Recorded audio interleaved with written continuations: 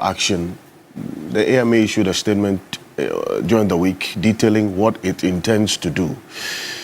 While we are at it, there's a lot that is happening when it comes to people losing their homes, property, investment, and lives as a result of the flooding. So what has to happen differently this time around? What must give for us to make progress with this matter of dealing with flooding in the capital? It's a conversation that we're having this morning because, look, this is just the beginning of the rainy season. According to the Ghana Meteorological Agency, what we have been experiencing over the last few days, and in fact, it's a rainy morning this morning. It's raining across many parts of the capital as we speak. And even here at TV3, it's raining. This is just the beginning. So we're going to be having this continuous rainfall, torrential rains for the most part of the month of June into the month of July. What has to be done? We'll talk about it this morning. What you are seeing there is not a place like a river. What you're seeing on the screen, these are residential places where, because of the rains, you see the flood waters taking over people's homes. We would have a conversation with the engineers, with NADMO, with every unit or department that has to speak to this matter this morning. Also this week, the Speaker of Parliament, Right Honourable Alban Suman Akes-for-Bagbin, expressed surprise at the passing of the anti-LGBTQ plus bill into law a couple of Fridays ago. It was in his absence, by the way. He was not the one who presided over the business of the House. Now, he comes back from his state duties outside of the country, and he expresses surprise. What happened? How come that Parliament passed this bill? And he says a matter of consensus is key. And then also there were some procedural matters that bothered on the passage of the bill by Parliament on that day. So he is recommending that Parliament reconsiders aspect of the bill that has already been passed. There are many, many lawyers and some members of Parliament who say this is alien to the practice of Parliament. It's not happened before. So what law is backing the Speaker's recommendation? Well, we would have a conversation on this matter, together with the President's own position as was espoused in the Chatham House interview during the week, that same Monday when the Speaker was expressing surprise. So we'll talk about it this morning on the key point. In the midst of all this, what is the future of this bill that has been passed into law? Will it ever see the light of day? We'll talk about it this morning on the key point. Also, 3 weeks ago, we pointed to you what is brewing, the undercurrent, and then also what many have pointed to as the jostling for power in the NDC as to who succeeds President John Dramani Mahama.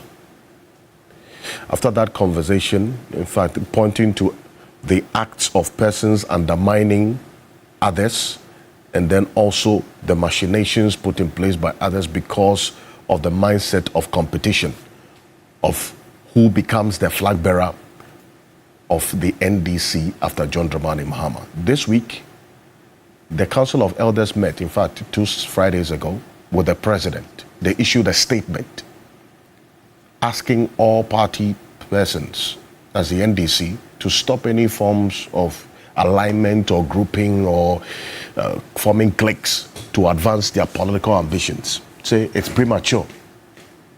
But there's a lot that many have pointed to that is happening that, if not checked, would derail the party's own fortunes. The evidence of it some have pointed to is yesterday what we saw with a back and forth between the finance ministry and the agric ministry. A statement, and some persons within the agric ministry also putting out a statement which was responded to by the finance ministry. What exactly is going on? What is happening? And what has to happen to ensure that, as the Council of Elders have issued this statement, everybody is whipped in line? What is not being done to deal with this particular happenings in the NDC? Well, some persons have pointed to Musa Danquah, say he's the problem. He's the one who is causing all this, because he's put people in a poll and saying this person is number one, this person is number two, and so on. So why is he doing that? Well, Musa Danquah is with us in the studio. He has a few questions to answer. We'll be back shortly after this quick break. My guests will join me in the studio shortly after this quick break, and we'll get into the conversation this morning. As always, Key Point is proudly brought to you by GASEM, the nation builder, and also Bank of Africa, as strong as a group, as close as a partner. We're live on the Voice of London radio in the heart of the City of London, Voice of London television, as well as Kesme 107.1 in Tamale, and a number of radio stations across the country. My name is Alfred Conce. Welcome. This is Key Point. We'll be back shortly after this quick break. The conversation starts right now. Stay with us.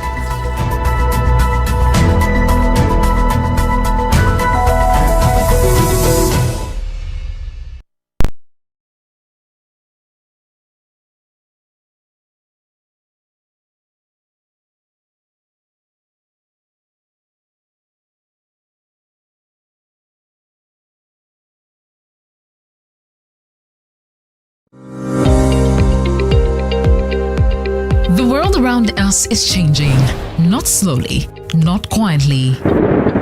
In the north, the rains that once arrived on time don't come anymore. In the middle belt, rivers and forests disappearing overnight. Along the coast, the sea is swallowing land that families have called home for generations. Rising temperatures, failed harvests, homes lost to tides. This is not a warning about tomorrow. This is the world right now.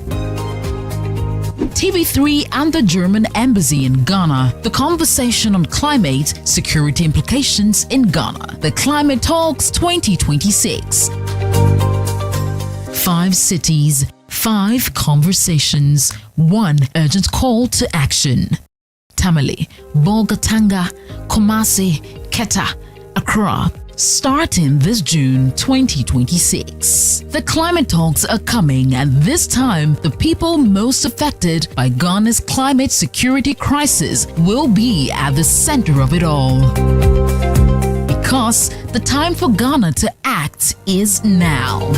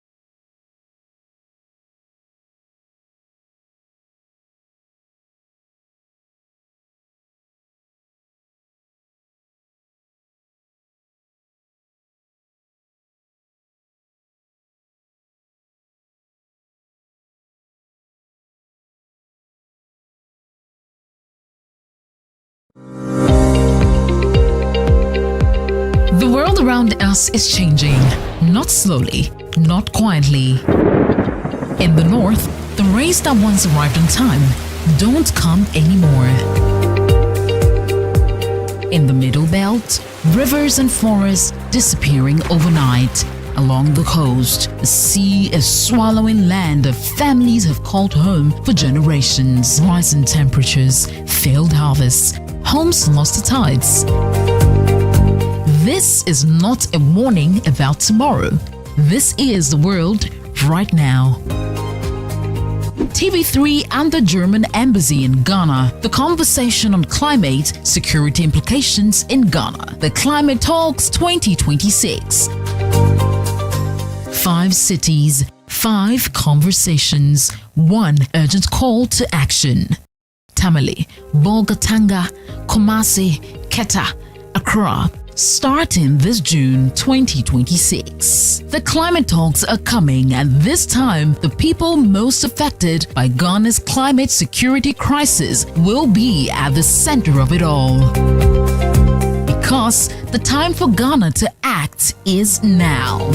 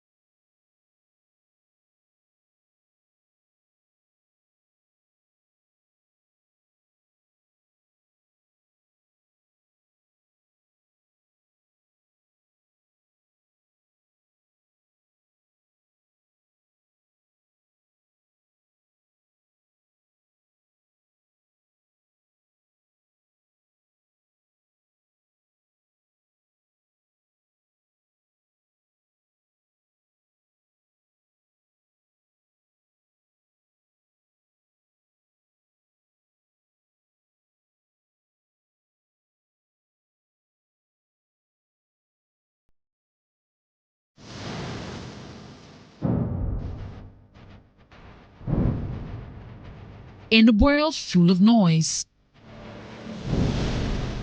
clarity matters. Stories shape us, ideas challenge us. An honest dialogue moves us forward.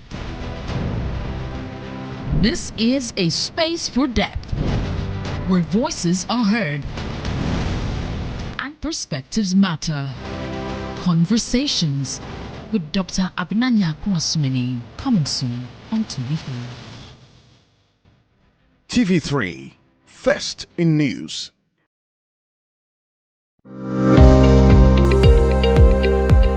The world around us is changing, not slowly, not quietly.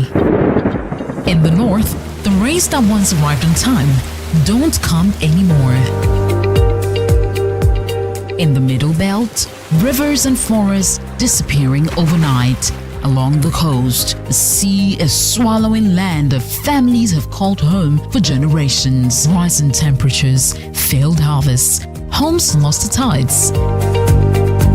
This is not a warning about tomorrow.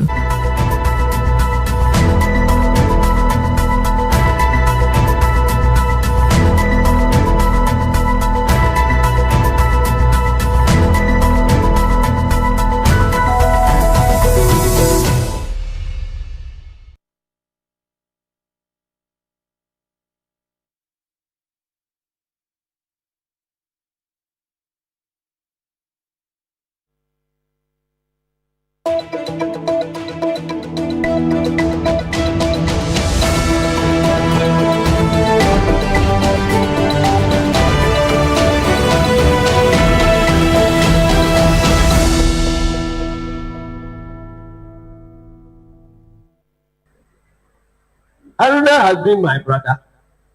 We have worked together. In fact, when I made him the minority leader, there were people in the party who were attacking me. That he has made his friend and boy minority leader. There are better people who could be chosen. Who should be the minority? We got over that time. Then new things were emerging. And I said that we have to change the forward line of parliament. Otherwise, it will be difficult for us to win election. President Mahama disagreed with me. But I said that, look, you have elected me as chairman of this party. I am the coach of the party going into the election. So let me make the changes that will win us the election. Since I made that change, I say, my brother Haruna, sit somewhere. The other guy, Muntaka, you also sit somewhere. Let people come, new people come, and you sit on the bench and watch. I am a coach, and I must watch how our opponents are playing, so that I also arrange my things for us to be able to win. When we did the arrangement, we went into the election. The victory that NDC got in 2024, have you seen any such victory in Ghana since the beginning of the Fourth Republic? Welcome back from that quick break. This is a key point on TV3. We're live on 3FM 92.7, also on TV3 Ghana on Facebook, and on DSTV channel 279. We're all across the world on 3news.com. As always, proudly brought to you by Bank of Africa, strong as a group, as close as a partner, and also GASEM, the nation builder.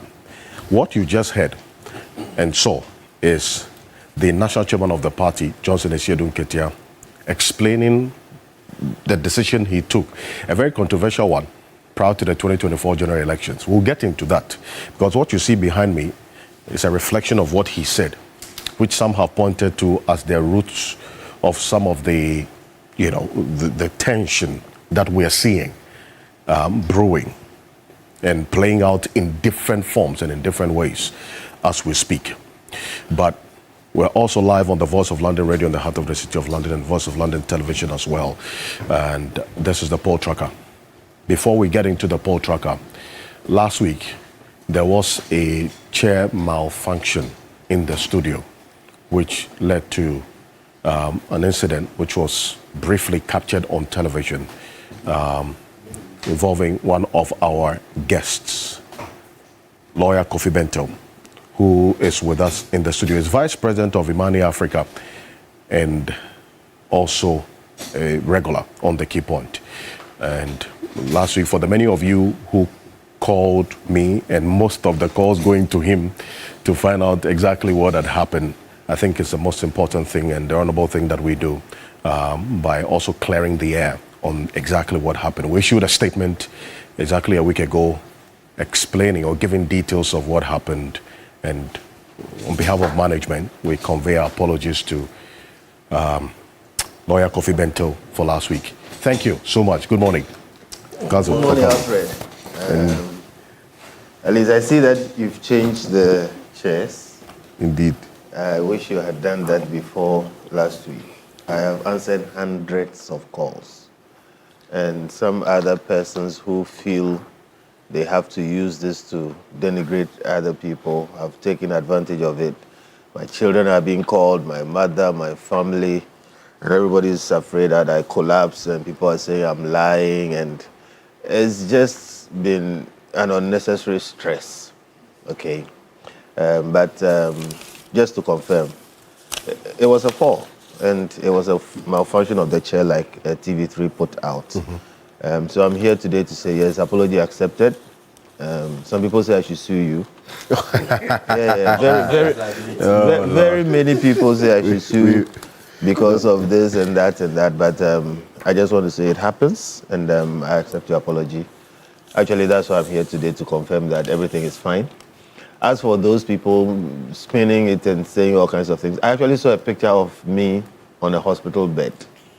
And Wow. an AI To that generated extent. picture of me on a hospital bed, you know. So people pick these things up and they say all kinds of things. People said they brought medics here to treat me, and afterwards, it's a wild story. I don't know why it's such an issue, but well, the bottom line is that these things happen, and they don't know, but live TV is hard. Indeed. Okay, so in short, apology accepted, and then thank you on my own behalf and on behalf of all the other panelists that you've changed the chairs. So I believe nobody's going to fall. So And- that's what I have to say today. And we're grateful. We thank you as well. Thank you. Yeah. Thank you very much. That said, and that most important element out of the way, let me also welcome Musa Dankwa, is the Executive Director of Global Info Analytics. Musa Dankwa, good morning. Good morning, Alfred. Thank you for coming. Also joining us is Dr. Jonathan Asantiochiri, is a senior lecturer at the University of Cape Coast and also a political analyst. Dr. Jonathan Asantiochiri, good morning. Thank you for joining us. Good morning, Alfred. Perfect. Also joining us is the Majority Chief Whip of this 9th Parliament. He is the Member of Parliament for the people of South Dye constituency. He is a private legal practitioner as well, Nelson Roxon Eche Dapamepo. Council, good morning. Good morning. Good morning to our viewers, my co-panelists, and my lovely people in South Dine, Peki Palik Bevetongo. Good morning. The great Musa Dankwa, good morning. Okay. Well, welcome, gentlemen. Welcome. And first, let's take a listen to Johnson Esiedun Ketia again. It sets the pace for what we're going to be getting into this morning here on the key point on this particular matter. In fact, if you look at this, and we're going to put that on the screen right now, this what happened in January 2023.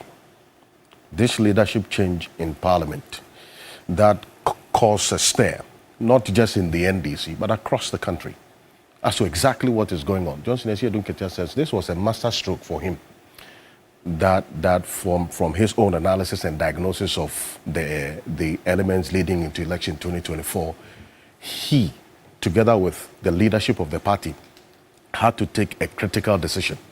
And that decision was to change the leadership of Parliament going into that election. In fact, members of Parliament themselves were divided about that decision that was taken. Because already the leadership then, I'm talking about Haruna Idrisu, James Lucha Veji, Mohamed Muntaka Mubarak, they all had their influences on the minority then. The figures and in terms of the representation numerically, it was quite insignificant because it was just one person differentiating the two. Talking about the majority and the minority. So they had blocks within the minority. I'm talking about these two, Haruna Idrisu and Mohamed Muntaka Mubarak. So it was understandable that there will be that reaction. Johnson Esiedun Ketia says, I am justified because the decision that I took is what helped NDC to win the elections in 2024. Well, whether you agree or not, that's the mindset and the view of the chairman of the party. And this is the explanation that he gave. Take a look.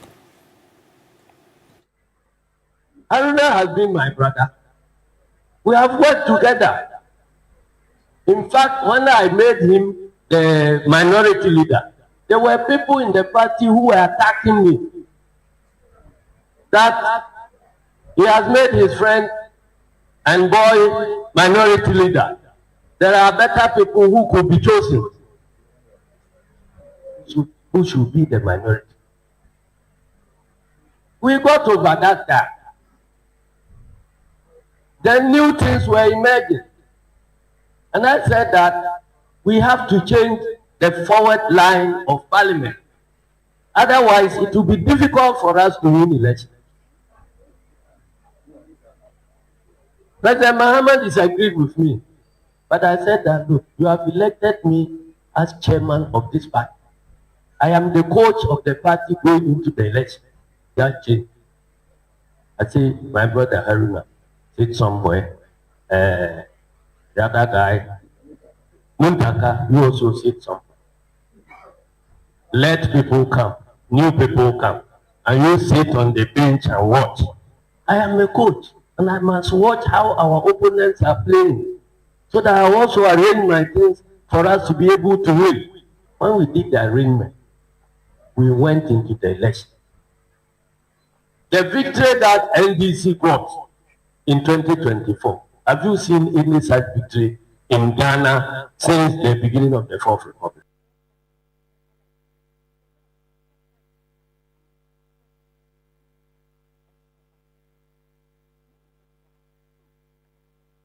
That statement, this explanation by Johnson Esiedun Ketia also got a response somewhat. You know, that statement that Haruna Iddrisu, the now education minister, made at a function to refer to some thank you tour, which he says is not the original one. Take a look at this. I recall when President came for his thank you tour, not the other thank you tour, the proper thank you tour of President Mahama. Proper thank you tour of President Mahama as President Flatman. What cannot be said, Mr. We can say it. A proper thank you of President Mahama, not the curtain raiser one. Not the curtain raiser one. Well, for the many who are watching how things are playing out now, a number of them, in fact, involved in at least two out of the many involved in that leadership change then, have found themselves in a poll that Musa Dankwa has been putting out, that according to him and information that he is speaking, these persons are nursing flag bearer ambitions. And so for the men who are watching things play out, they point to this leadership change as the root of some of the tensions we're seeing playing out today, with Dr. Kasila Tuforsin replacing Haruna Iddrisu as minority leader. Because at the time, the NDC wanted to respond to Dr. Mahmoud Bawumia, say with the economics and so on. And if you listen to Dr. Tony Edu, after the 2016 elections, says Dr. Mahmoud Bawumia was like an Achilles heel for the NDC going into that election. So they had to put up a potent response. And they found that as now in Dr. Kasila Tuforsin. That was that leadership change we saw. And Mohamed Muntaka Mubarak replaced by Gavin Kwame Abuja.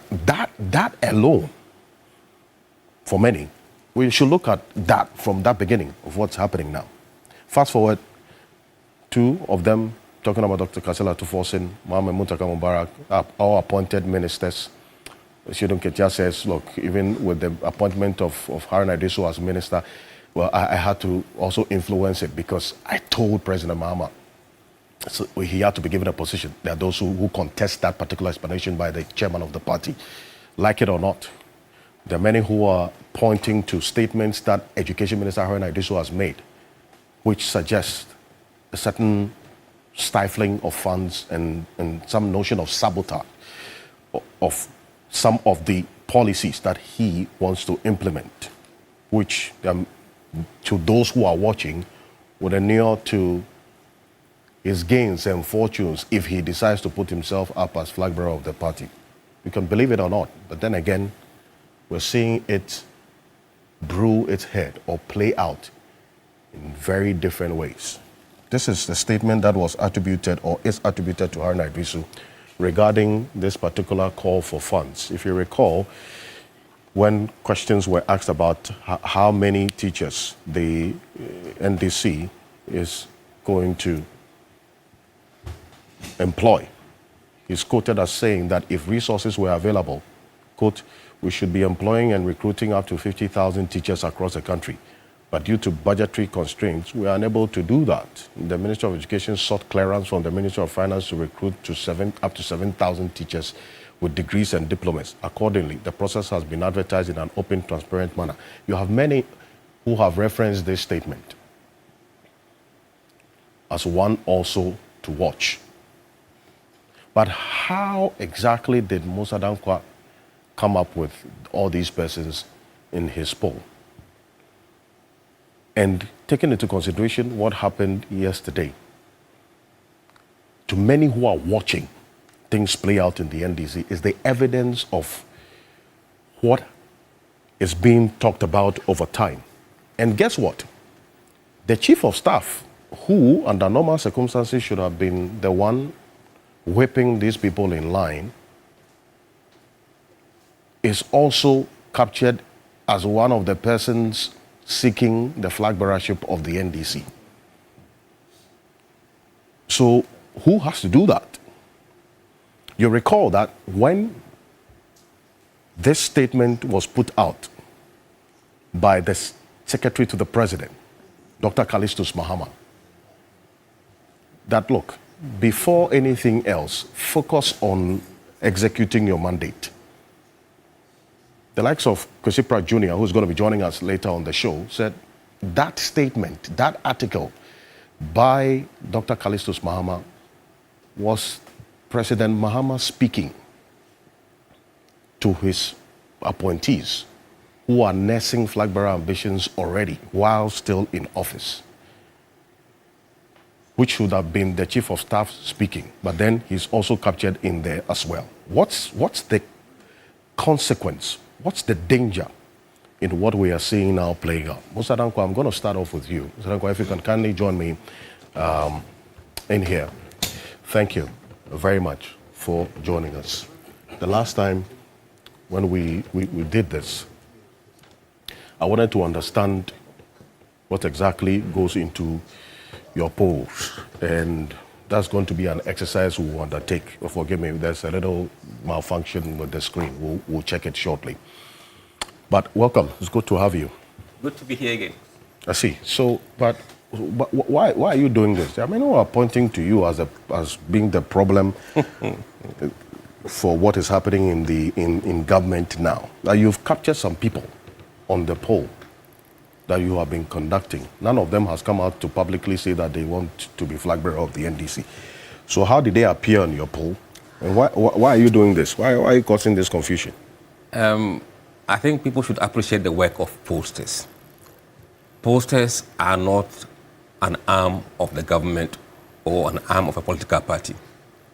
Pollsters are there to gauge public sentiment and bring out what the public think. Many places in the world where democracy is working, opinion polls are conducted every day in some cases. Indeed, if you go to the United States, they have daily tracking poll, not 90 days tracking poll, daily tracking poll. We have not done daily tracking poll. Mm-hmm. We've done quarterly tracking poll. And where the situation demands, we do a snapshot polls to understand the views of the people. The value of doing this poll is that, look, every person who has interest in contesting usually would commission a study for themselves to see their chances, where they lie in public perception and where they lie in delegate perception. Mm-hmm. That early testing enables them to assess whether they are viable or not viable. If they are viable, then they will be making extra steps, putting extra measures in place to make sure that they manifest what they want to do. If they are not, then quietly they go under. When you have a long list of people vying to lead a party, it is because they have not been aided by any public opinion poll to see where people's level of smoothness level is. I see. Now, look, let me go back to 2007, when we had a long list of MPP contesting. If they had the benefit of what we are doing today, that wouldn't have happened. Like an opinion poll? So opinion poll gives you an early snapshot of people's mindset, and then it helps you to firm your decision as to whether to go or not to go. And what we are doing is just seeking people's opinion as to who they prefer in terms of the general public. And the first one we did for the delegate was to see who they might vote for if election was held today. And opinion polls are not projections into the future. It is today's affair, not the future. And that's what the question is. Who would you vote for if there was an election today? I see, but then the fundamental question I'm asking is, how did you come up with this list of people? So you have the finance minister, Dr. Kasela Forson, you have Haruna Iddrisu, the education minister, you have at some point Dr. Blackwell was there somewhere, and then you have the chief of staff, you have the vice president.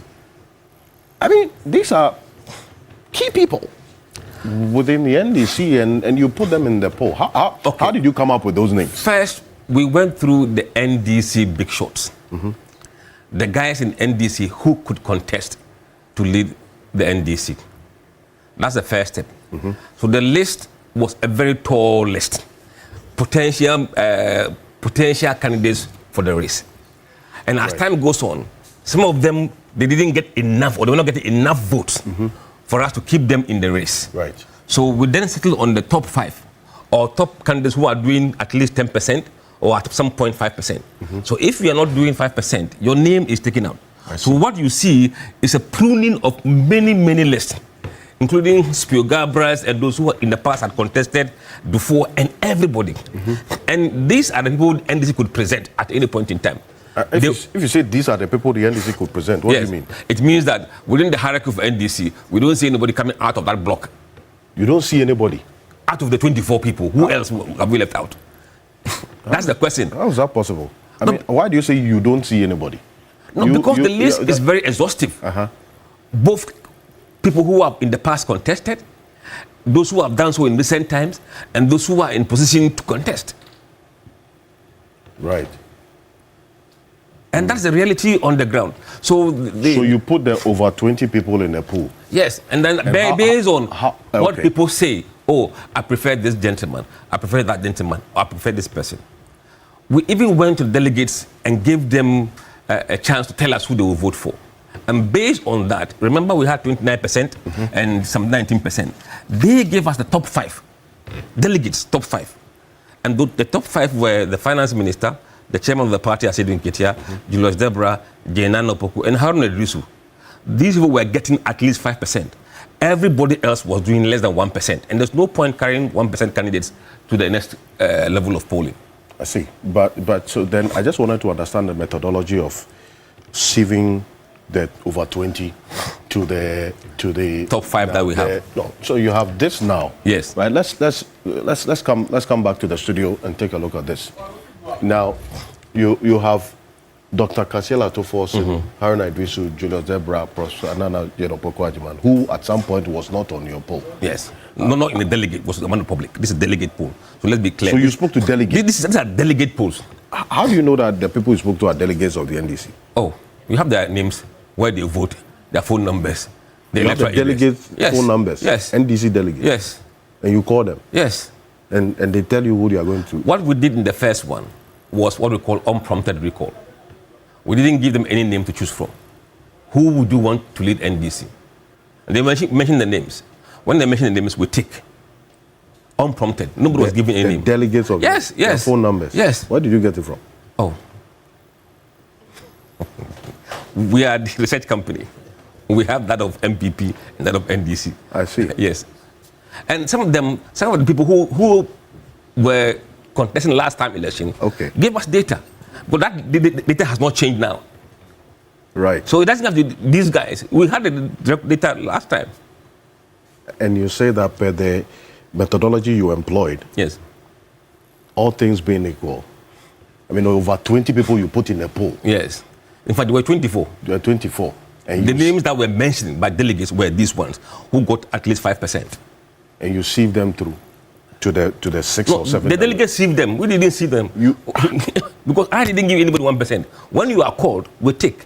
So we then aggregated how many people have called Asevin Ketia as a percentage of the total response you had. How many had mentioned Julius Debra? How many had mentioned Aaron Disu? And that is the numbers you see here. 12%, 8%, 5%, 6%, 28%, and 5%. And the delegates told you that. Yes, yes. So how about if anybody else emerges out of this? What would that say about your poll? No, a poll is at a point in time. Okay. If somebody comes in, I want to contest, we will bring that person in. You run the poll, whether he gets 1% or 10%, it's up to the delegate to say. This is not predictions. This is what they told us at the time we spoke to them. And in fact, when you check the second poll, the week after, the numbers changed. So this is it. So the second week, we went back to the delegate and said to them that, look, in the first week we spoke to you, you gave us these top names. And these names have become what we call the top 5. If the race is just between these 5 people, who would you prefer to lead NDC? So how do you respond to those who are pointing at you for being the cause of this seeming confusion and the tension that we're seeing? Because none of these people have come out to say that they want to. There is what we call to hypothetical. contest. These are hypothetical races. In polling, it's called hypothetical races. When the time comes and people file nomination, those who don't file will not have their names repeated. They'll be taken out. So what's the importance of this exercise? It is hypothetical. You see those who are viable and those who may not be viable. And also it enables these people to know where they stand in the eyes of the public and again in the eyes of the delegates. Because the two are not the same. The delegates will elect, but the public prefer. And you must know who the public prefer and must know who the delegates prefer. And those differences are very important. Well, Andre Japah-Mensah is joining us. He's a former member of parliament, a former minister in a couple of portfolios. He served this country in many capacities. But today, he's joining us as a member of the MPP, proud one at that, and a private legal practitioner as well. Lawyer Andre Japah-Mensah, good morning. Morning, my brother. Welcome. Thank you. Fantastic. Now, let me start off with Lawyer Kofi Bento on this. And I'm sure you've heard the conversation prior to today because of something that happened yesterday regarding some back and forth between somebody in the Greek ministry and the finance ministry responding.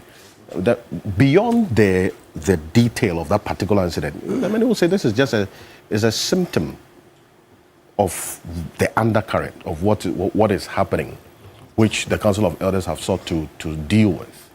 But then Musa Danquah is being asked to answer questions as to why all this. You are the one who's causing the confusion. Mr. Bento. The first thing we all have to communicate, we all have to say about these things is that, one, it is normal, okay? Two, it is proper in a developing democracy that you have people like Musa Danquah doing what they are doing, all right? Three, it is to be expected that it will cause the kinds of uproars that it is causing within NDC. But nobody should be blamed for it. Musa is doing his work, and what he's doing is a very useful thing. Like he said in other places, the candidates themselves will commission these kinds of studies to just assess themselves. And in his situation, you find somebody who is a consummate professional, has proven himself with his own resources, is going ahead to do these things. And is basically giving free consulting to these candidates, which I think they should take, seriously. So it's normal, it's to be expected, it is proper, in a developing democracy like ours, these things should be encouraged. The other thing, and that's the more political position, is that I heard Chief Esiedu Nketia saying that, the shuffle that he did in Parliament is why they got the win that they got. It's not true. It's not true? Oh, please. You it's not disagree true. with the chairman of the party? The chairman, that shuffle he did was his political maneuvering for his own future. Really? And the outcome of that election had very little to do with that parliamentary shuffle. Okay? If you speak to people about why they voted the way they voted and all those kind of things, the parliamentary reshuffling by Chief Edun Ketia doesn't feature at all. Okay, but look, he's done what he has to do as a consummate politician, and I always say that Edun Ketia is one of the sharpest and most underestimated politicians in Ghana. Okay, so he's doing his politics. Now come to the sampling, whatever it is. What Musa Danko has done is the right thing to do. You ask people unprompted, who comes to mind? Marketing people, we call it top of mind awareness. All right. Now, there are some people who are hoping to get in the race. When you realize that nobody is thinking about you in that sense, then you know that you have to do something wild or get out. All right. And then there are some people who actually are peaking before time. All right. They themselves may not even intend to come at this time. But there's a way that people can move you to do things that if you don't have good advisors, you will make mistakes. Okay. I have said elsewhere, I think even publicly, there are two people in NDC today who, if they were standing for president, I will vote for them. Who are those? I won't tell you. I won't tell you. In fact, one of them is in that list. The other one is not even running. I see. One of them is in this list, yes. The other one is not running. I mean, the only person I will vote for above all those people is Dr. Bawumia, because he's heads and shoulders above all of them. But to be frank, they have such good candidates. Why I'm making the point is, even one of the people, in fact, my first choice, who I would have said is the best person to run for NDC, is not even in this list. Really? Because I think he has to bide his time and peak at the right time. And there are people in this list who are peaking before time, and there will be conflicts. The point I'm making is that this is politics. You don't want to mention who this person is. Why should I do that?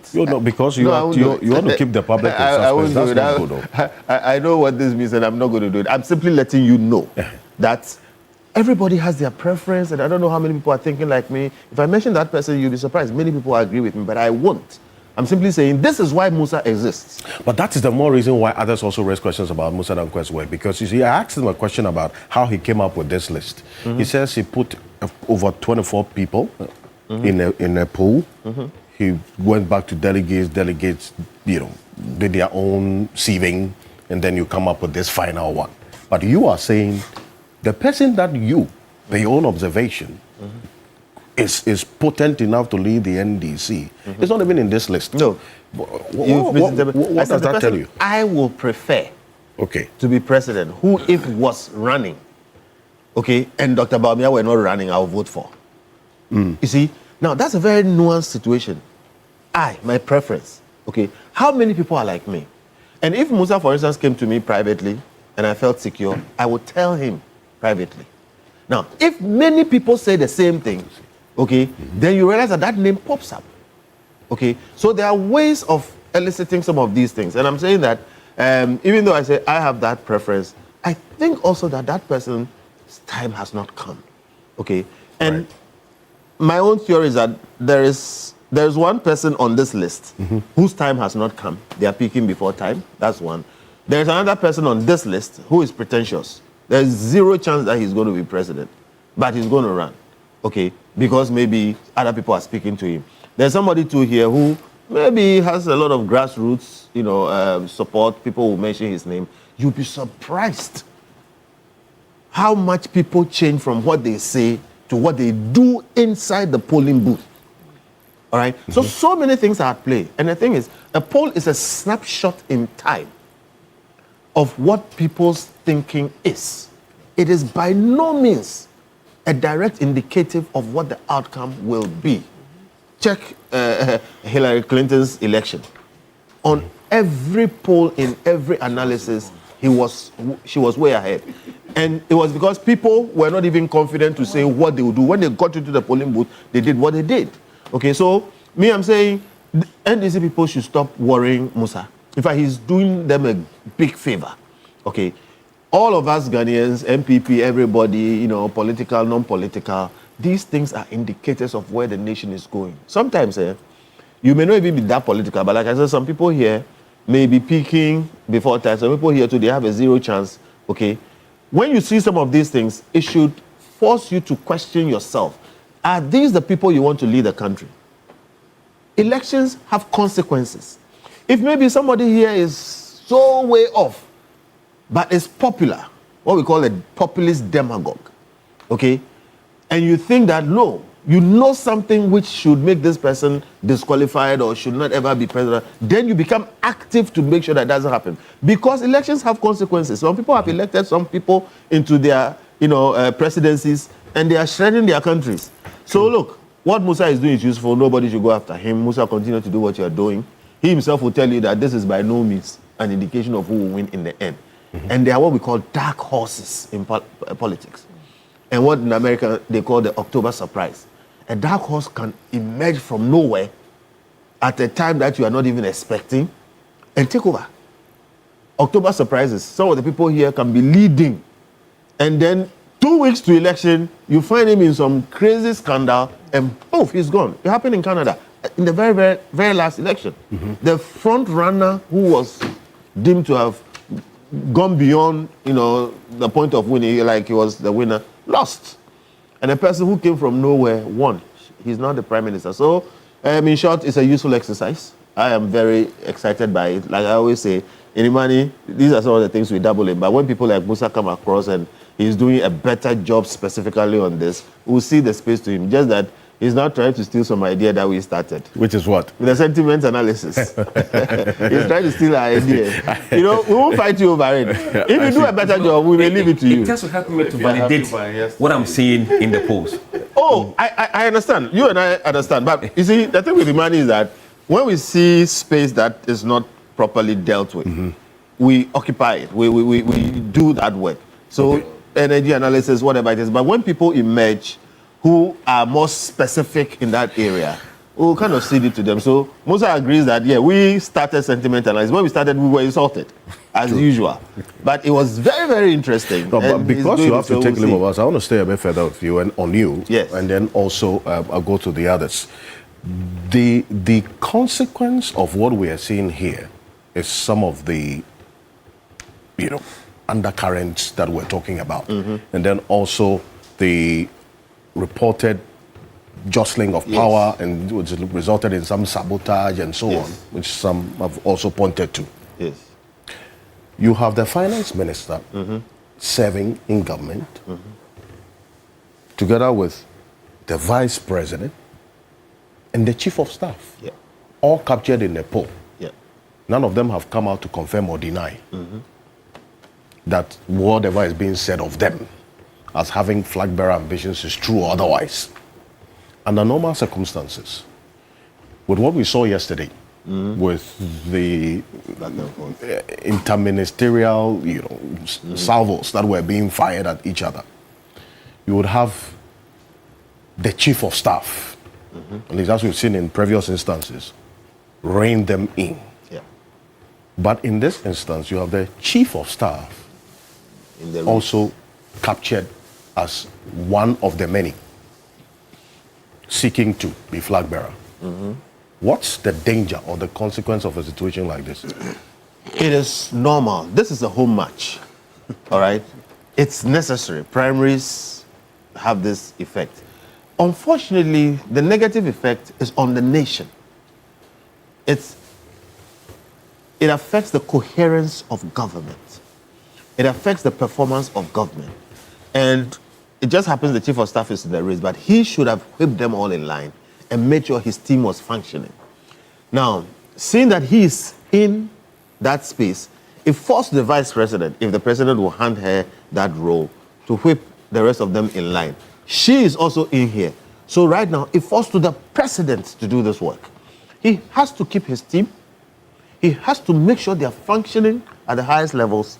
And he has to make the difficult decision of letting some people step aside, because no matter what English you use, you can't convince any serious political watcher that when you have presidential ambitions, you would be focused on your government work more than that. It doesn't happen.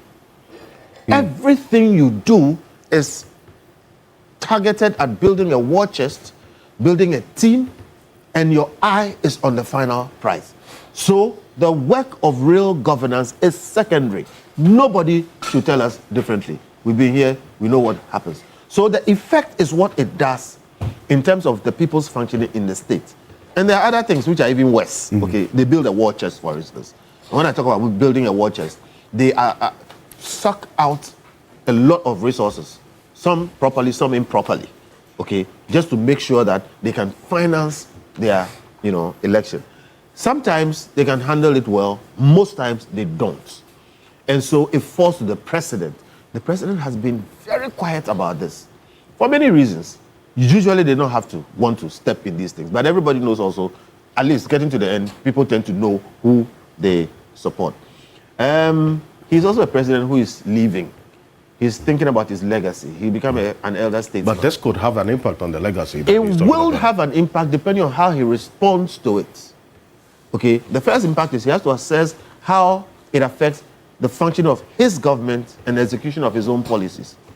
But he also has to, he has to think about what it does in terms of his personal relationship with some of these people, because they would have an effect on his legacy more or less. And therefore he has to decide who stays in, who goes out, etc. Usually they will do the talking behind the scenes. At this level, given where he is, he doesn't want to rock too many boats. He doesn't want to upset too many people.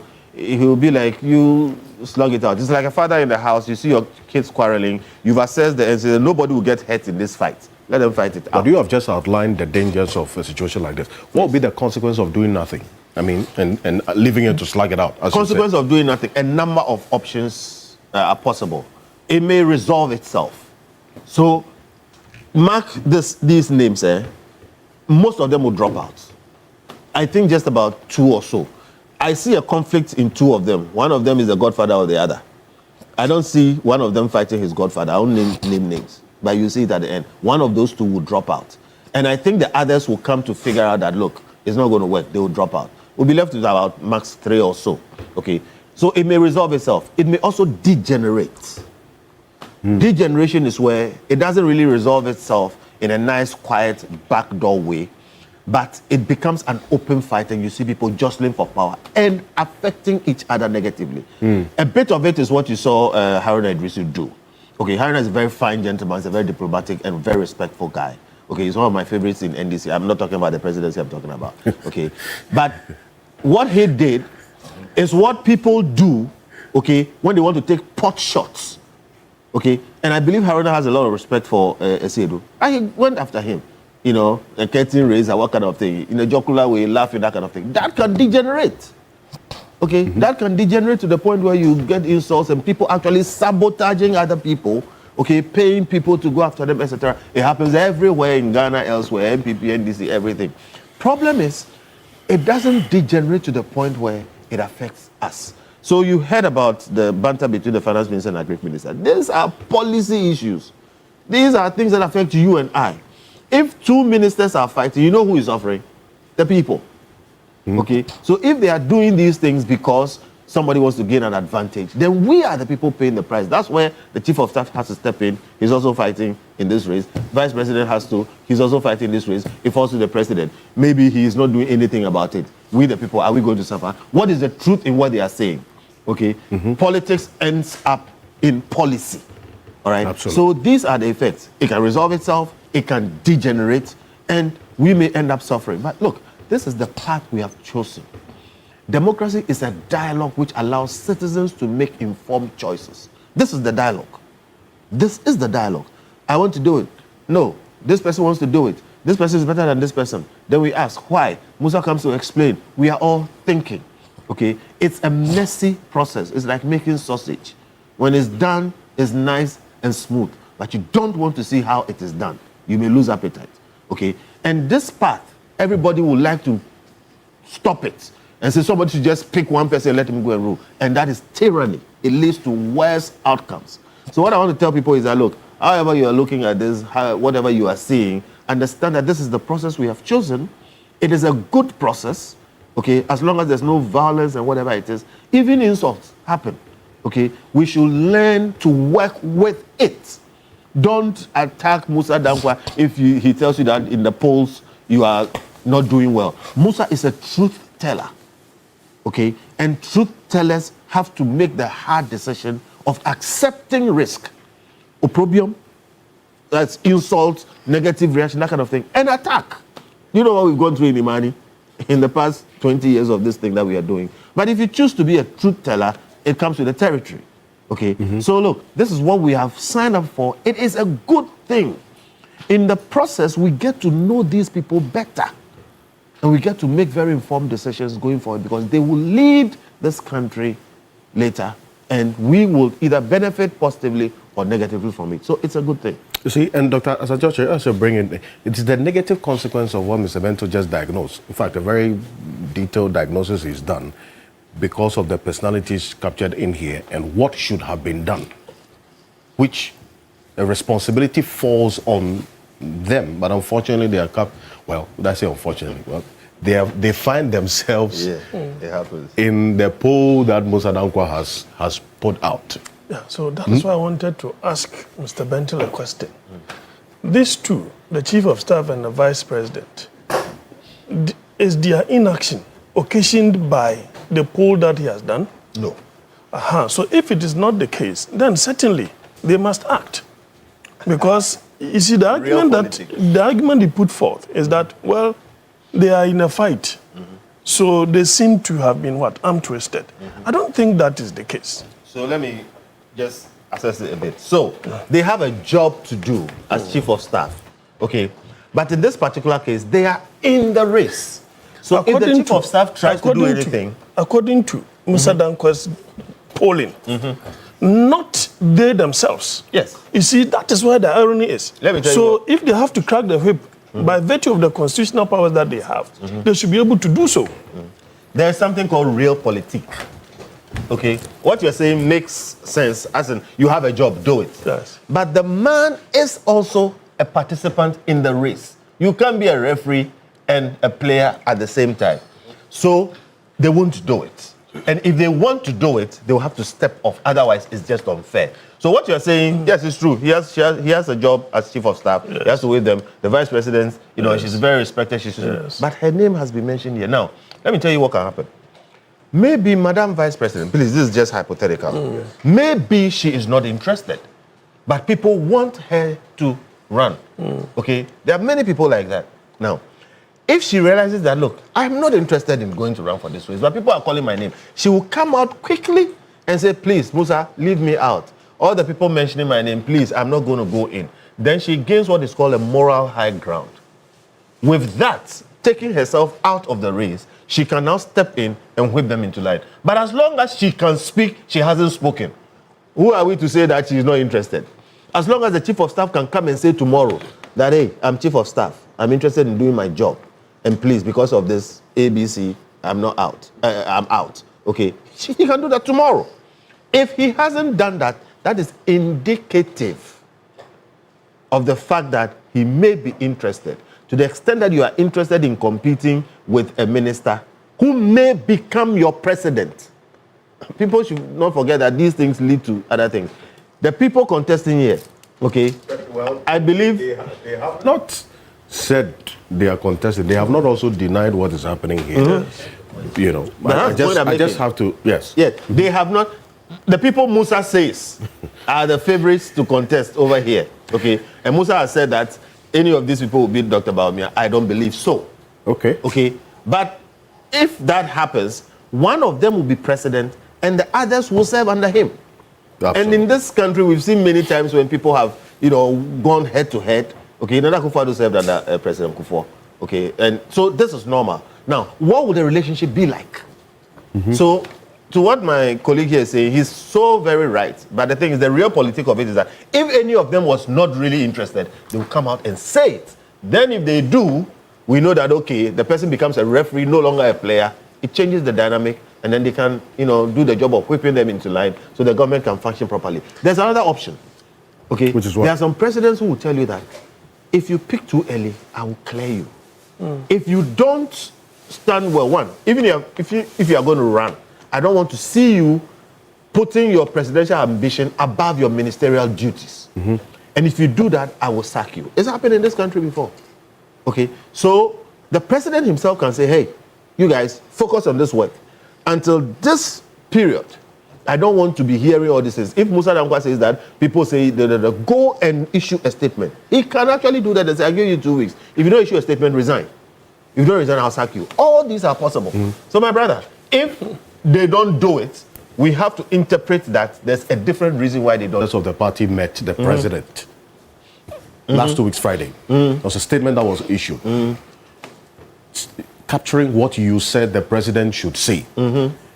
But then again, you know, it hasn't done much. Would you expect that the president would be the one to beyond the statement that has been issued by the Council of Elders of the NDC, come out to also speak to these people? Would I expect? No, I'm expecting something. But, you know, let me say something which is, I'm not sure how to come across, but when you come to a political system and you have, you know, things like Council of Elders, they are mostly ineffective. Real politics, power is in the hands. In Game of Thrones, they say power is power. But that's where the challenge is it? I'm coming. The point is, Council of does Elders the of the Council NDC of Elders have influence on the president? And to what extent? They are all respectable people, but power is power. Okay, so where any party, wherever it is, you know, councils of elders don't really have enough power to make real change. So they advise, and most of the time they advise behind the scenes. Sometimes what they do is they signal what should be the proper position. So for instance, they will come out and say, this and this and this and this should be done. This is what we want. Don't do this, don't do that. The party is signaling that as an institution, this is how we think, this is what we want things to be like. But it has no real effect in making sure that people operate in a certain way, or it does not affect their conduct. It is the president who has real power. And it is he who can give instructions behind the scenes and say, hey guys, those of you who are not running, next week, decide. Those of you who are running, it is your prerogative to run. But these are the rules. I don't want to see you give priority to your running. This is off camera. Okay? But when he issues that kind of thing, you see changes. Now, those who don't change, tomorrow you will hear reshuffle and they'll be out. So Council of Elders, yes, they are useful, etc. Nobody should put too much importance on what they say, as in whether they can affect any change or not. The only person they can affect is the president, advising him. And then the president can use his power to actually make real change. Dr. Asante, you're making a point on this, what the consequence of doing nothing will be, and posing that question to Mr. Bento.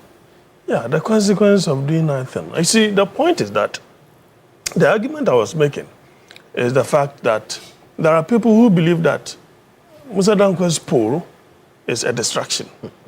So you see, if these polled individuals, right, find themselves inactive, as it were, then the implication is that government will be affected. But you have job to do. You understand, you have job to do.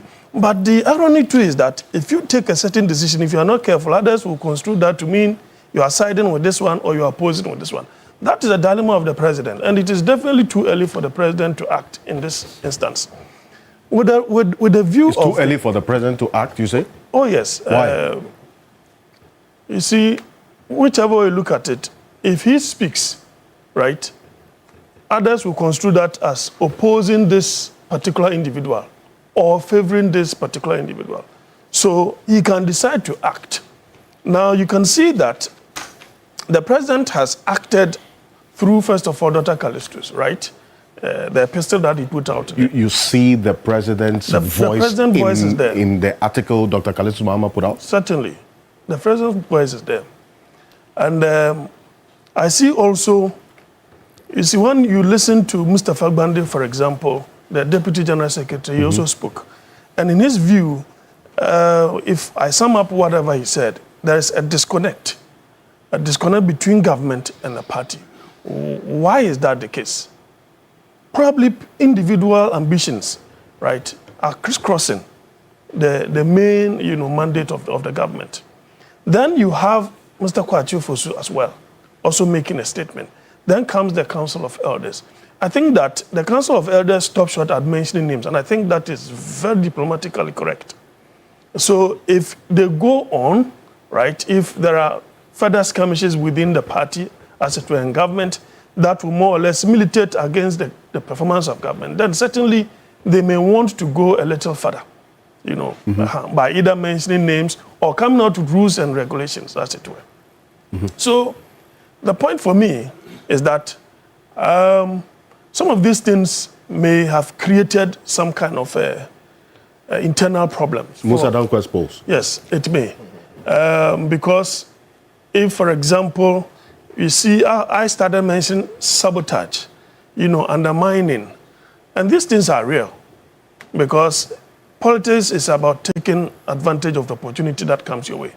So if you think that this is your main opponent, assumedly, then certainly why wouldn't I do A, B, C, and D? But that is where it squarely falls in the purview of the president, that this is my government. If I feel that somebody is doing something untoward, that will affect my legacy, the actualization of my legacy, we need to see him acting. He doesn't have to say anything in the public space. He just have to act in terms of action. And whichever way you construe it, that is your own problem. Other than that, it is definitely going to affect motivation. You see, take for example, the Greek ministry is, in our part of the world, is always the hub, the central hub that moves the economy, right? So if any decision that is taken that has the intention of more or less, sabotaging or undermining, then there's going to be a problem. That is where Mr. Bentil talks about the general, affection, the effect of that on, that's a policy kind of thing. It is going to affect you and I. So a decision ought to be taken. But the question too is... and that's why I was asking why you said that it's too early for the president to act. Because what you're saying now actually gives reason for the president to act early. If the consequence of this would impact all of us, if nothing is done. Well, sometimes too, you just have to take a deep breath and then see how you can deal with that without creating instability. Whichever way you look at it, the finance ministry, agri ministry, they are equally important. Man must eat. So if, for example, we are seeing inflation rising a bit and then food inflation equally, then Ghanaians are going to complain. So we need to see that indeed, if exactly what is happening at the forefront of government is the case, then certain things must be done right. So if you saw what happened from yesterday up to today, the point is, why should there be a situation where we say that there has been certain releases, when in actual fact, nothing of that sort has happened? And then there is a rebuttal. It creates instability. And I've seen a copy of a letter released by MOFA, right, Ministry of Food and Agriculture, in a very diplomatic response. Official. In the ministry? Yes. Not, is it the ministries or the ministry an official in the ministry? Okay, no worry. Yeah. Go ahead. Yeah, so if you listen to, or if you have read that particular letter, it talks about goods and services. As at the end of May, it's just 15% that has been released. And then Nkukon Kitinkiti is a farm to that project, 27.5%. Fertilizer and certified seeds, 3%. National Food and Buffer Stock, 0%. It is now that they are talking about the 200, million, and so on and so forth. And so, if you create a situation where those in the agri ministry come under that kind of pressure, then certainly they are going to receive calls. Contractors that have executed certain projects, yes, of course. Is this what you're talking about? Yeah. Okay, that's right. Okay, yeah. You go So ahead. these are the projected in the budget figures. But the actuals. Okay. But you see, in that particular video, the Deputy Finance Minister made us understand that 85% of this is of goods and services. Goods and services. Because when you check the budgetary allocations as well, it's consistent with what the Deputy Finance Minister, specific to goods and services, not the entire budget to the ministry. So those are two different things. Yeah. Yes. But even that, you see the percentage that has been released is not up to that kind of amount. So for me, these things can easily be ironed out behind the scenes. it ought not to degenerate just because we think that some people have that kind of ambition. So we are assuming that they are what? Kicking against each other internally. It can easily be resolved. Is it an assumption, or the symptoms we are seeing is a reflection of the reality undercurrent? You see, the point is that none of these individuals, right, is on the ticket that they are contesting. But you So cannot... you see, these things are assumptions. They are just hypothetical. It is. That's why I have the view that until I find a list that these 5 individuals are going to contest in the flag bearership race, these are mere assumptions. So you question the usefulness of an exercise like this by Musa Well, Dankwa? obviously, he's doing his job. He needs to keep the audience also in mind, the electorate, to have certain things to read. So you may not be able to tell the motive, whether he also has an interest or not. You may not be able to tell. Or do you have an interest? It's very unfortunate for a doctor to say such a thing. We are a company. We have done this consistently since we were set up. MPP time and today. What interest do we have in the MPP time?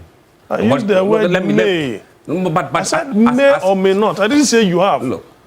So your answer will be a bit... We choose words carefully in this context. We are posters. Look, as a risk, I don't know.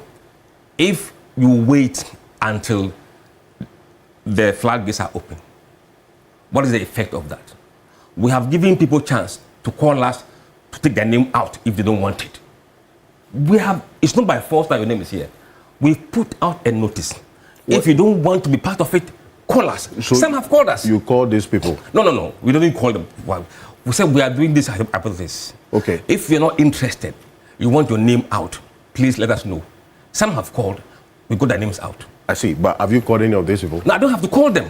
They know who we are. They know what we do. They know. They have our numbers. Because you say you've called some people. No. I didn't say. We put out notification, a notice, announcement.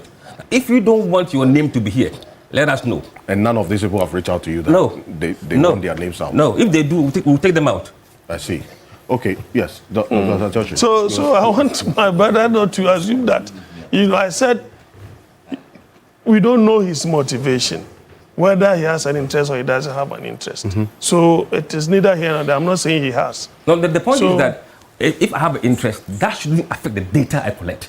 I have no feeling in the data. I agree with you. So, Alfred, let's take another hypothetical situation.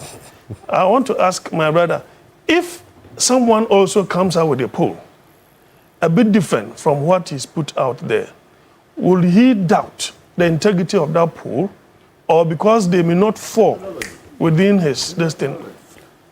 I don't know. We have never been the only institution that does poll in this country. There are several polls that come every week. You pick what suits you and follow that. Okay. So let me... Let's see.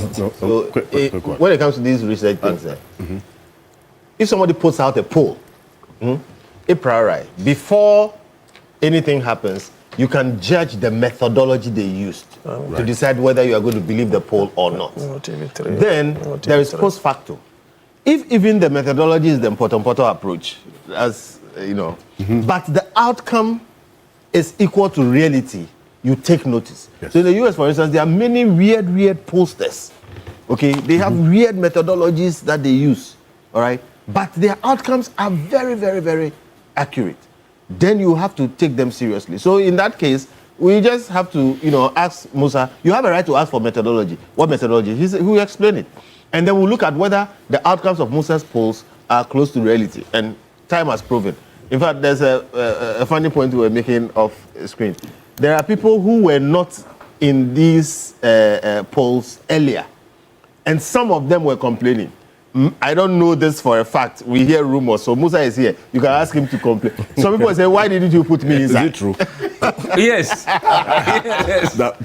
Some of the people call you why they are not in the poll. Yes. Yes, you see, there's so many other things that happen. Some people wanted their names here.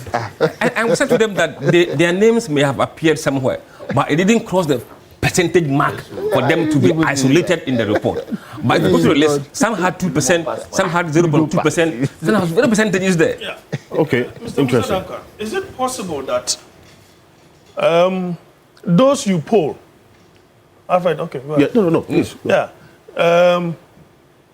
Those you poll, right? They are determining the outcome of this. Is that not the case? As in the sample size you take. Yes. Yes, they are determining. But the trick is in picking the right sample. That is where I was coming to. All right. So if you that's go, methodology. if you read, and doctor, you always get my report. You always get it. I read everything, so don't worry. So I don't expect you to be making some of the comment you are making today. So did you read the methodology? They don't. It is there always. The first people is there. Always. It is there.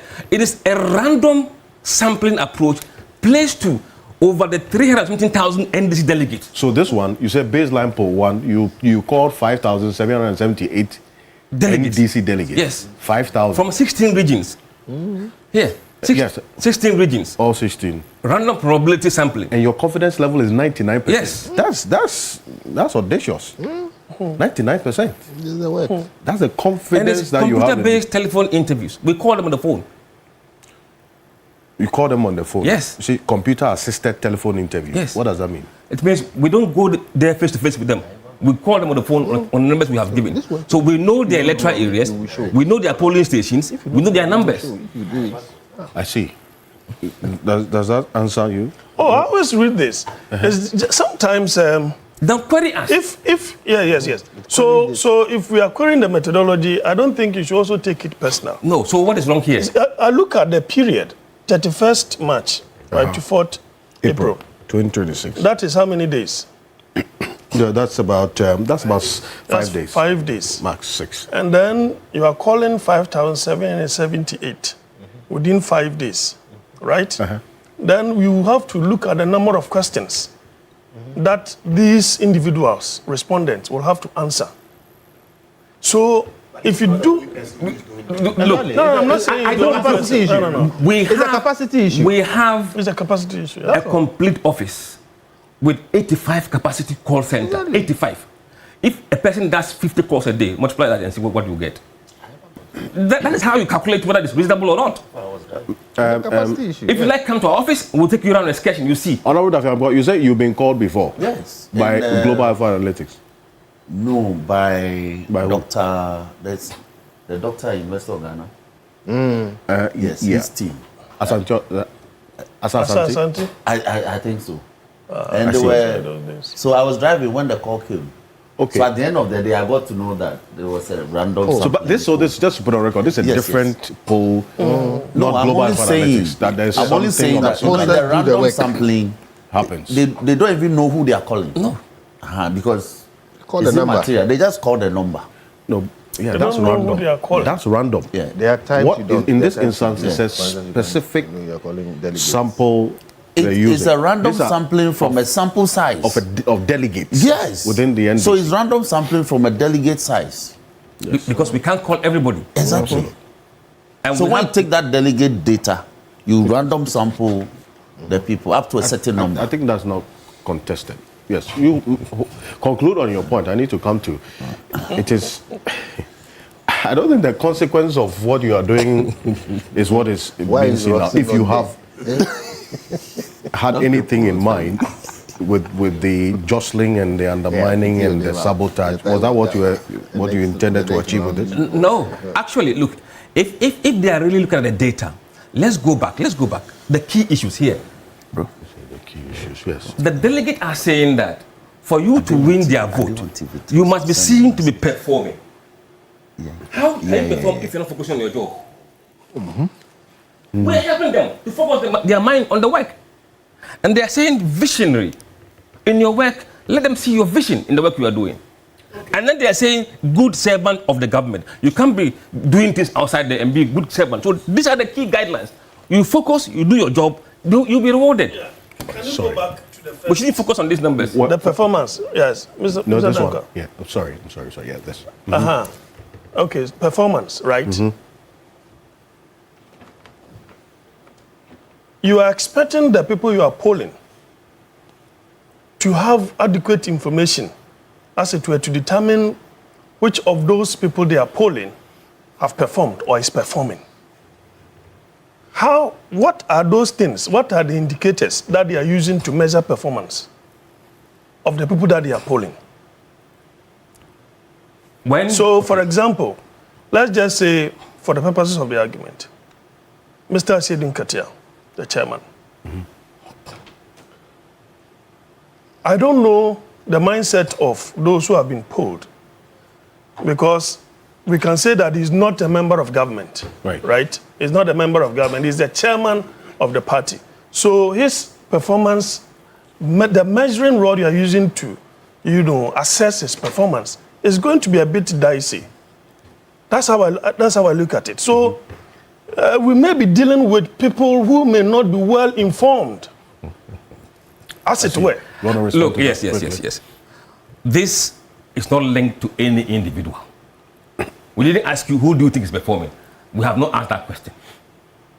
We said, what are the things that would be important to you that would be used to select the person you want to lead this But with the symptom of what's happening now with the jostling and the infighting, have you seen the symptoms of it we have seen play out, which you know? Yes. If you had to speak to the president, what would you have expected to be done? No, you see, essentially because the people who should have been whipping these people in line, Alfred, are the ones also captured in here. I'm a pollster. I'm not a political commentator. Some of the comments we made by my colleagues over here, I stick to the numbers. As what they should do or not do, that's none of my business. The current of what is happening now has been what is pointed at you what you're doing. What I'm saying is that once you look at this, don't forget the other data. That tells them what they need to do.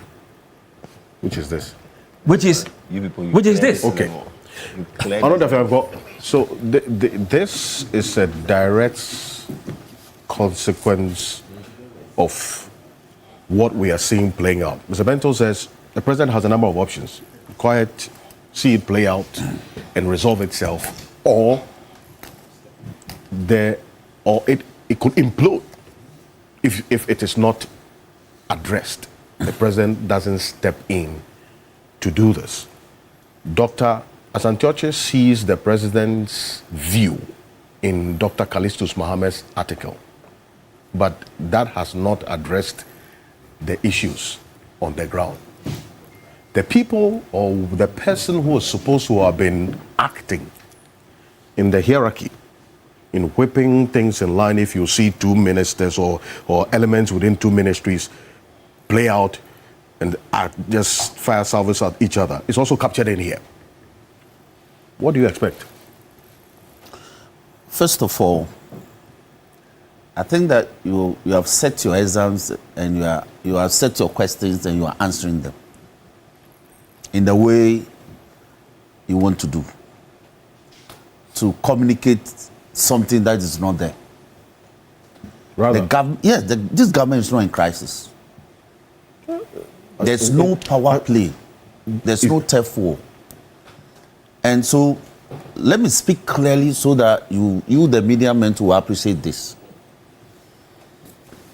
Now,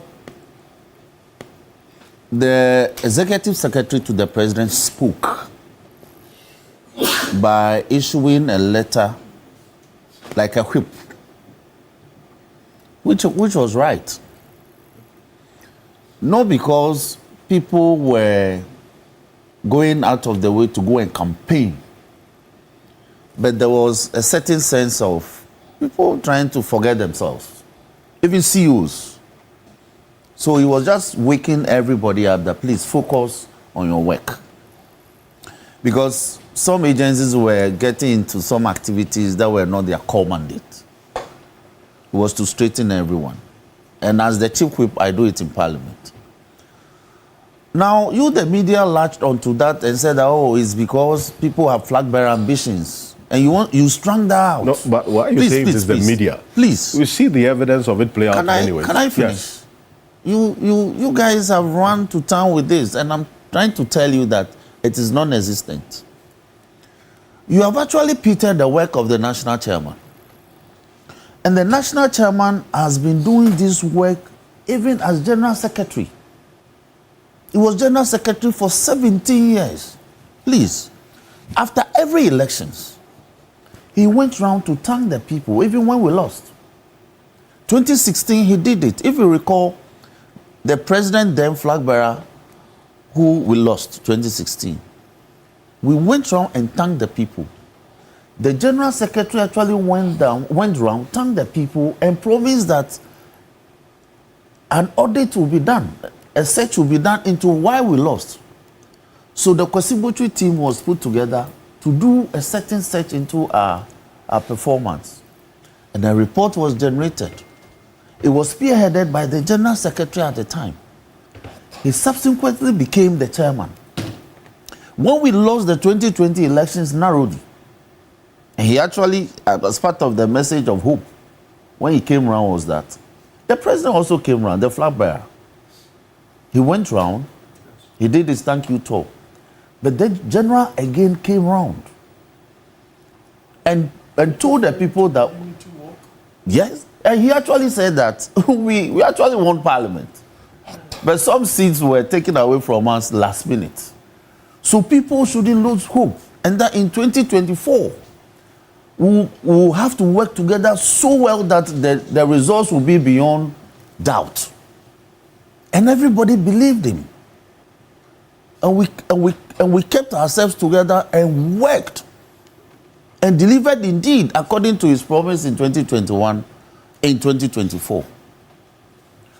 But you, the media, are saying that his thank you tour amounted to the fact that he has the flag bearer ambition, so he's going around doing campaign. Is it the media? Please. Is it the media saying please, it? can I finish? No, but the reason why you are pointing to the media and saying it is not the media saying so. Please. But who is saying it? You are setting the agenda. You are making. Why are you not? Why are you not referencing what is on the board Can here? I finish? Let me finish. And I'll come to Musa Dankwa. Musa Dankwa is also in the media, is it not? So let me finish. So the chairman's going around is something he does as a matter of course, as part of his work. So it has nothing to do with flag bearer ambition, if any, because he hasn't declared anywhere that he wants to run. You are making the suggestions, the insinuating, and try to knock heads together. Now, Musa Dankwa decides to do a poll because, like Bentil said, this is a matter of course. And are you not happy that this is happening in the NDC? In 1997 and 98, we were accused of Sword Road Declaration. You're not accused, you did it. Yes. That because the old man held Professor Mills' hand, he picked a flag bearer for us, and therefore all the others who had opportunity or who were eligible to participate in a fair competition to elect a flag bearer, they were denied. This matter festered, leading to breakaway in the NDC. Today, the NDC is together. The sitting president won't continue in office by constitutional stipulations. So it's a natural consequence that the party itself, even if people are not interested, the party must go out of its way to look for people to replace him. So these are natural consequences. But Musa decides to, he looked through, he put this out. He said he sampled about 24 possible persons who may have the ambition of replacing His Excellency John Dramani Mahama as the flag bearer for purposes of 2028 elections. Then he sold them to a sample size of our delegates. So the sampling happened in a two-tier level. First, he chose the best out of the 24, or the powerful out of the 24, and dropped the rest. And then went to town among our delegates with the shortlisted 5. Is it 5 or 6? About 6. Shortlisted. He didn't choose. He says the delegates who chose. No. I said. He sampled. No. So I revised. Okay. So he selected the best 5 out of the 24. No. The delegates rated the top 5. Good. Not me. Good. So let me hold on. I'm Well, saying there's a that difference. the sampling happened at 2 levels. Okay. First, or let me understand you. Did you go to them with all the 24? Okay. It was top of mind Yes. survey. Good. No name will be mentioned. I agree. But we had all the names written somewhere. Again, I agree. When you mention, then we tick. Again, I agree. We don't give you any name. Again, I agree. So those who mentioned names that were not on 24, Yes. they were still as others. Okay. Which were not on the list. So let me speak my understanding of what you put up. My understanding is this: that first, out of the 24 that you put out, you picked the best performing 5. Out of the 20. If you say you pick, you're putting the burden on me. No. Okay. So you settled on the best performing 5 out of the 25. The delegate settled on the top performing 5. Yeah. No. Take me out of it. No. Please. No, Musa, don't personalize it. Musa, That's the I am problem. not personalizing. So let's say you. Can I finish? Okay. Let me finish, please. Because you are not displaying the other 19. You have decided not to display the other 19. Let me interject quickly. There was a complete list of the candidates and what they got. Before we summarize to this, the list is in the report. Okay. Then you didn't say that. So you should have said that the other 19 falls under the 5%. Then Of the others. yes. Then we are speaking in context. So out of the polls that he conducted, 5 emerged as best performing by the delegates in terms of the answers they provided. So Musa then puts their performance in terms of the proportion and puts the results out. And the media, are saying that the possibility of these people participating in the flag bearership race for week 1, week 2, if the elections were held today, this will be their performance in terms of the sample size. Okay. And you are using it to suggest that this will have an impact on government. I haven't heard the chief of staff declare his intention to contest as a flag bearer, as the chief of staff. The vice president hasn't done that. So all the arguments and this long debate is based on the research done by Musa Dankwa. That is fine. But again, I'm telling you that any of the top performing 5 can lead the party. But it has no consequence on the suggestion that, for instance, yesterday, the issue between Finance Ministry and Agric. Because Eric Opoku has not been, it's not in the top 5. And I haven't heard anywhere. He supports somebody. Do it. I haven't heard anywhere that Eric Opoku, the Honorable Eric Opoku, wants to run for flag bearership. And the Finance Minister hasn't declared But anywhere. he appeared on your polls at one point. Is it not? Please. No, I'm just saying. No, you haven't heard, but I'm only just saying that Musa Dankwa did Eric Opoku appear on your polls at some point. He hasn't the other 19. That is under the other 19, which the full report have them. Okay, he's there. Yes. Okay, so granted. I see. But to us, there's no acrimony between the finance minister and the agriculture minister. In fact, to the extent that you even trace it to the leadership change in parliament. When Haruna was our leader, I was arguably his right-hand man in terms of work on the floor. Because he actually brought me forward because of things like that. Every information, constitutional matters, everything. Now, when the change happened, I still work closely with Atufosi. He maintained our relationship. And I again work with them in Abuja and Amambua. Well, the people he changed, or the people the party changed, they were like my godfathers in parliament. They showed me the way around on the floor. And Najapa and I were in the house. They trained some of us. We were like 7 or 8 boys. I use boys advisedly. Well. To always be on the floor and deal with matters. So they groomed us. Muntaka, Haruna, Aveji. They are under their leadership. Yeah. They groomed us. But the same team, we supported Atu's leadership to be able to continue from where Haruna left off. And again, General's comments actually praised Muntaka and Haruna when they left office. In fact, in Ashanti region, but for Muntaka's work and intervention and abilities, we wouldn't have doubled our seats, but we doubled our seats in Ashanti region from 4 to 8. In the northern region, look at our performance in the northern zone. Haruna actually took charge of the northern zone during the elections. And these are matters of record. And General spoke eloquently to these matters, but the media have refused to focus on that positive But aspect. you heard what I played. It was a full compliment of. So no, but I mean the focus. Your focus so far has been on the earlier part when he was trying to justify. But in Parliament, I didn't appoint myself as the chief whip. My boss, Honorable Ayariga, he didn't appoint himself as the majority leader. Everybody is appointed by the party. The caucus leadership in Parliament is the party that determines.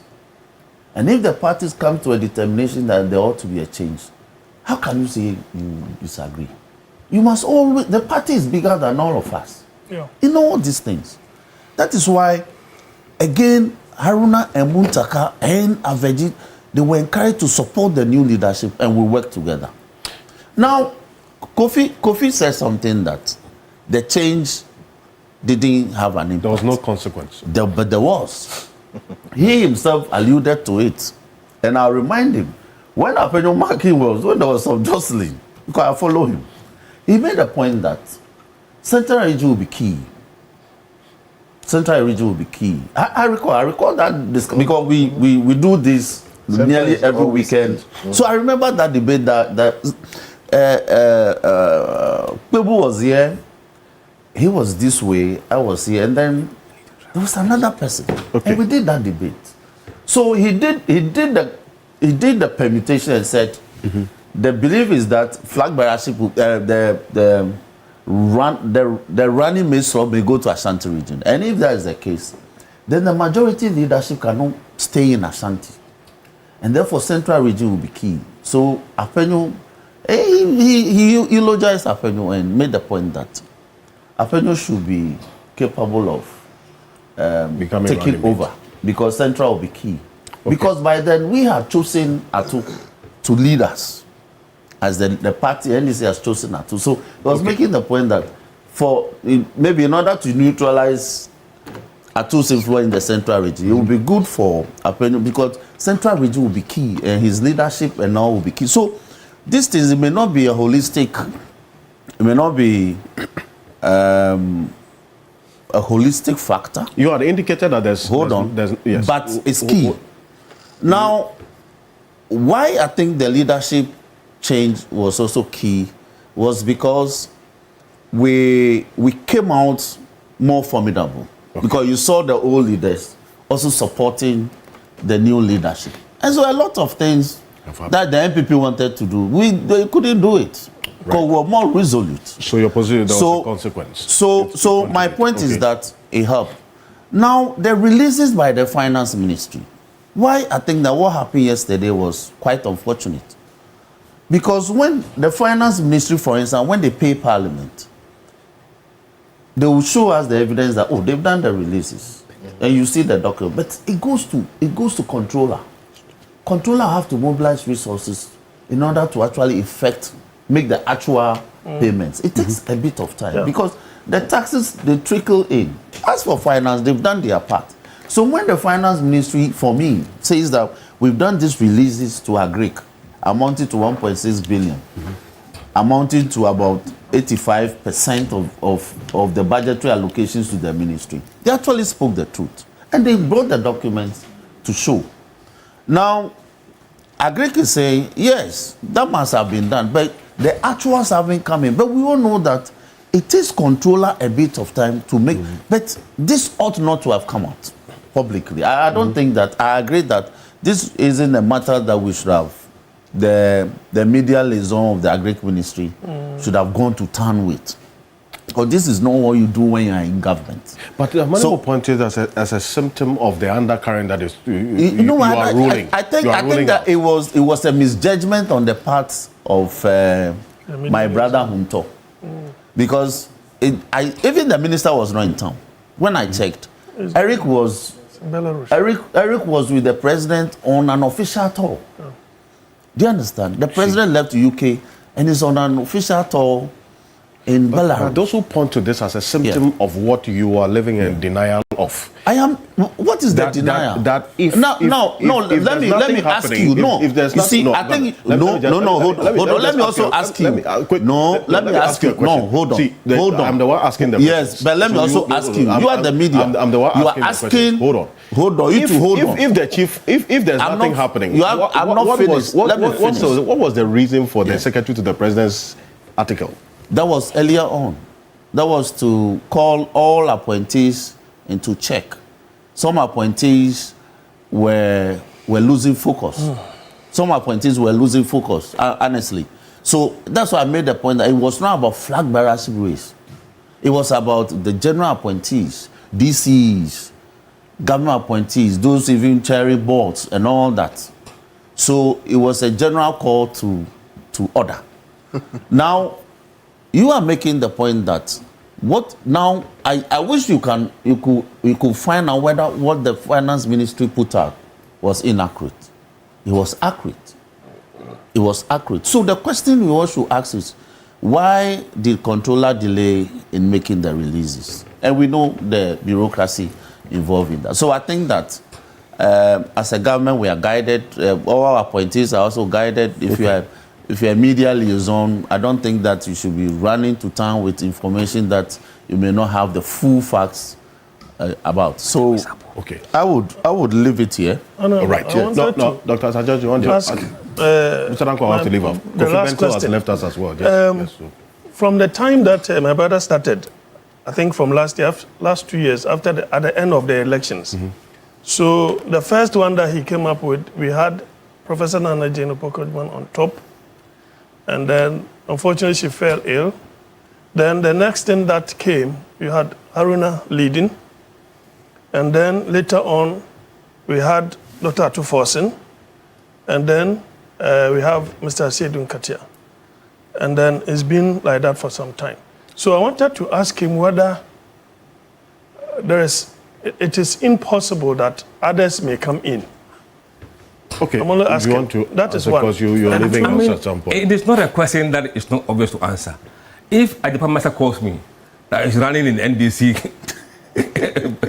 primaries and it's an NDC So member, assess him. and he showed me that he's going to contest, his name will be put there. Yeah. So the question is that But you can be assured that that is never going to happen. That my name will go on an NDC. All right. We'll not even admit you. I want to move to. We'll not even admit you. so the question that I want to ask him substantively is what has occasioned, what dynamics, right, have occasioned this change? Okay. The trend. Okay. Let me take it from this. There are two set of polls that we are publishing. The one with the general public who don't vote to elect flag bearers, but they express their preferences.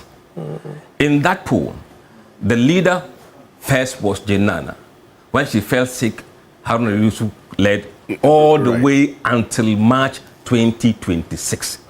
It was only in March that Atuforsen led among the general voters. I see. We've only done 2 NDC delegate polls. And those 2 polls, number 1 has been Asiedun Katia, and number 2 has been Atuforsen. Number 3, Haruna Idrisu. 4, Julius Debra, and 5th, Jane Nana. And that is what we have. And because you are testing sentiments, Yes. there are those who say this is not a poll in the real sense of the word. This is more of a popularity. No, it's a poll. Test it's that a you are poll. doing. It's a poll. I see. Look, it's the person who is popular who will eventually emerge. Human beings are not machines. Human beings have feelings. Their sentiment is what they carry to the ballot paper or ballot box and vote. Honorable Ijabah Mensah, on this, quickly, because there are other matters I want to draw you in, whether or not it's too early for the president to act or otherwise. Yes. I suppose that, as has always been the case, and before even I start, let me say good morning to my colleague panelists and to our cherished viewers. And apologies for being slightly late, even though I've been here for over an hour. Ordinarily, I mean, I don't express any view on the work that Musa Dankwa does. It's his job. He's found a certain niche that he feels the Ghanaian populace would be interested in, and he does these polls from time to time. And so, to that extent, it is what it is. I mean, everybody places a certain value or otherwise on the outcome of the polls, and for me, that is just it. But I'm really surprised that my brother, Dofia Mapo, this morning, who strenuously is seeking to delink the polling from what is actually happening on the ground.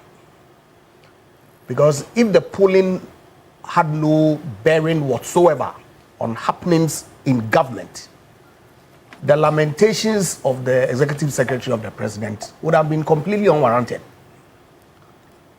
But you read the text of what the executive secretary of the president put out only a month ago, May 5th, 2026. It tells you that indeed the center cannot hold. And that our friends in government really have a lot to deal with on their hands. I'm really surprised that the president, even though he's a lame duck president, is demonstrating clear. He's not contesting any future election. We know the meaning of the please. In fact, as far as I'm concerned, he's demonstrating clear impotence. You will say that early. you have to. You will say that. Why should I withdraw? You will because say, you will say that without necessarily actually using that particular expression. That he's a lame duck president. But what's a lame duck president? What's the meaning of a lame duck presidency? That somebody whose term is coming to an end and has no future election to contest. That's not a lame duck. So what is a lame duck? What is a lame duck? What is a lame duck? But exactly my understanding is what I put out. You see, I'm saying. When you become lame, obviously it means you cannot perform. Why? But of course, that's my worry. Because 1 year, 6 months into the administration, if the executive secretary has cause to put out this letter, then I'm worried. It clearly demonstrates a government that is not in control of its appointees. Is that what you see happening? Precisely. Because otherwise, why would the executive secretary say there's quite danger that sometimes critical not? Please, if you look at the actual text, okay, as reported by Herald, the executive secretary to the president, John Dramani Mahama, issued a stern caution to government appointees and party figures nursing ambitions to lead the National Democratic Congress, urging them to step aside if their political aspirations threaten to undermine their current responsibilities and the mandate of the administration. It is clear to me that they have seen that the actions of some appointees is undermining the agenda of the government. Why are they not acting on those? Oh, please, Rock. You see, when you were speaking, I was here. Yes, allow me to make my point. Let me say this. I will come to you. The executive secretary was only amplifying the guidelines put out by the party earlier. And that's even more worrying. That if the executive secretary, having observed the actions of the appointees of the president to be undermining the mandate of the government, can only lament by writing letters and putting out in the Daily Graphic and not acting, then I'm worried. Because I would have expected that the president, if he was in control, would crack the whip and bring his appointees in line. But it seems to me that everybody is on the frolic of his own. To the extent that we saw the kinds of exchange that we saw yesterday in the media, I was completely scandalized that you have two ministries, two important ministries, bantering on social media, and you say that the president is what? Is in control? Look, it's the Ghanaian taxpayer that is suffering from the inaction of the government. You recall, not too long ago, a chief executive made a disparaging statement against one of these religious heads in our country. What was the response of the government? After 1 year after the publication of the code of conduct, the chief of staff's response was to go and stand in church and cry. What does it tell you? They are either crying for the actions of their appointees or writing lamentations and putting it out in the daily graphic. Is that what you expect of a government that is in control? Is that what you expect of a government that is in control of its appointees? To the extent that it is degenerated to the point where the Ministry of Finance is making statements that official rebuttal is being issued by the Ministry of Agric to counter the statements that the Ministry of Finance has issued. We are in deep trouble. And let nobody blame the media or Musa Dankwa for the work that he is doing. The undercurrents are real to the extent that the executive secretary of the president himself and people in the Jubilee House are commenting on these matters in public. How do you blame the media as the ones setting in the agenda? We saw the exchange between the party chairman and the response from Haruna Iddrisu. We all saw it on tape. You don't have the clip in this your studio. Oh, we played it. You played it before I got here. So why are we tickling ourselves? Rather than calling on the government to put its foot down and ensure there's sanity in governance, we are sitting here blaming the media for setting an agenda. How is the comments that the chairman of the NDC made and the response by Honorable Haruna Iddrisu an agenda of the media? How is the exchange between the finance and agri ministry the agenda of the media? How is the lamentations and the crying of the chief of staff and the executive secretary of the president media agenda? These are the realities of your government. And if you are not worried as the chief whip of this government, then I'm sorry for you. But I'm not surprised. The kinds of things that is going to happen, these are early signs within the NDC. And Ghanaians should brace themselves that the people that they elected to manage their affairs are rather focused on pursuing their personal agenda. And that's the reality of this administration as we see it and as it's playing out in the public space.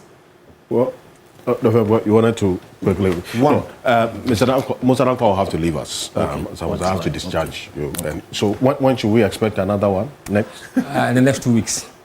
In the next 2 weeks? Yes. You are bringing out something? The national tracking poll, the one that comes every 90 days. On the NDC? Everybody, this whole governance issue and everything. Right, and that would still include this.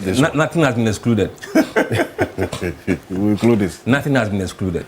Okay, 2 weeks. 2 weeks time. I'll see you in 2 weeks. See you in 2 weeks. Perfect. Thank you for coming. My pleasure. Okay, Yes, number one, I can share in the Japan Spain. He's looking for something to hang on. Oh, serious man. He's not getting anything, so he's focusing on a storm in a teacup. Oh, let's all hope so. Yes, and Japan says that hey, we are not, this government is not in crisis, and I want to assure him.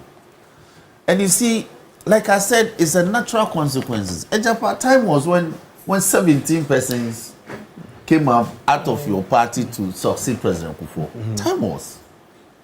These are healthy occurrences in a democracy. But your point that people are hungry over their flag bearership ambitions and therefore abandoning governance and all that, I'm saying is inaccurate. The persons that have been highlighted, none have so far declared their flag bearer ambitions publicly, and therefore have marshaled resources and time and energy pursuing so. Third, I insist, and you can make that connection, I insist that the letter from the executive secretary indicating generally to appointees and those who have flag bearer ambitions to resign was actually, because the general secretary, if you recall, as part of the guidelines has indicated to the extent that even party officers who want to seek re-election, they should resign their positions in government. That's the first layer. First layer. For any person who wants to, a government appointee, if you are interested And if you are interested in contesting for any position within the party, at all the levels, you must resign 6 months to the elections. Now, if the executive secretary amplifies this in a letter to appointees and specifically maybe highlighting on flag bearership, I think it's in order. If you have an ambition, by all means, go and pursue it so that somebody else who is not interested in becoming a flag bearer can be appointed to fill. I mean, there can be no healthier call than this in terms of the governance. But he want to mischievously twist this and say that government is in crisis. This government is very healthy. We are focused. We are delivering on our mandate.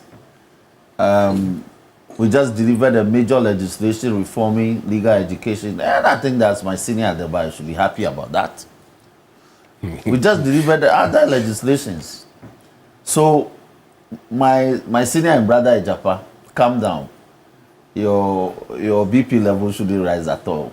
We are healthy, we are fine. And so we want the people to continue to support. The people they elected to serve them are serving them to the best of their abilities. And it's reflecting in the results, in the statistics that are being put out. Today, inflation is below 4%. Today. CD has stabilized. The economy is blossoming. And that is about bread and butter. So this attempt by Ejapa to suggest that there's something untoward, there's an implosion, is absolutely false. Thank you. Right. Thank you very much. And I'm rounding up on this matter. And in fact, my attention was drawn to the definition of that expression of the lame duck. It doesn't even fit into the context you wanted to use it. I think you would want to just withdraw that. The lame duck. Yes. Because this is... It's like not functioning. No. Wait. He knows. This is an elected official who is approaching the end of their term, especially after a successor has already been elected. Even in this context, so we want to withdraw that because you said you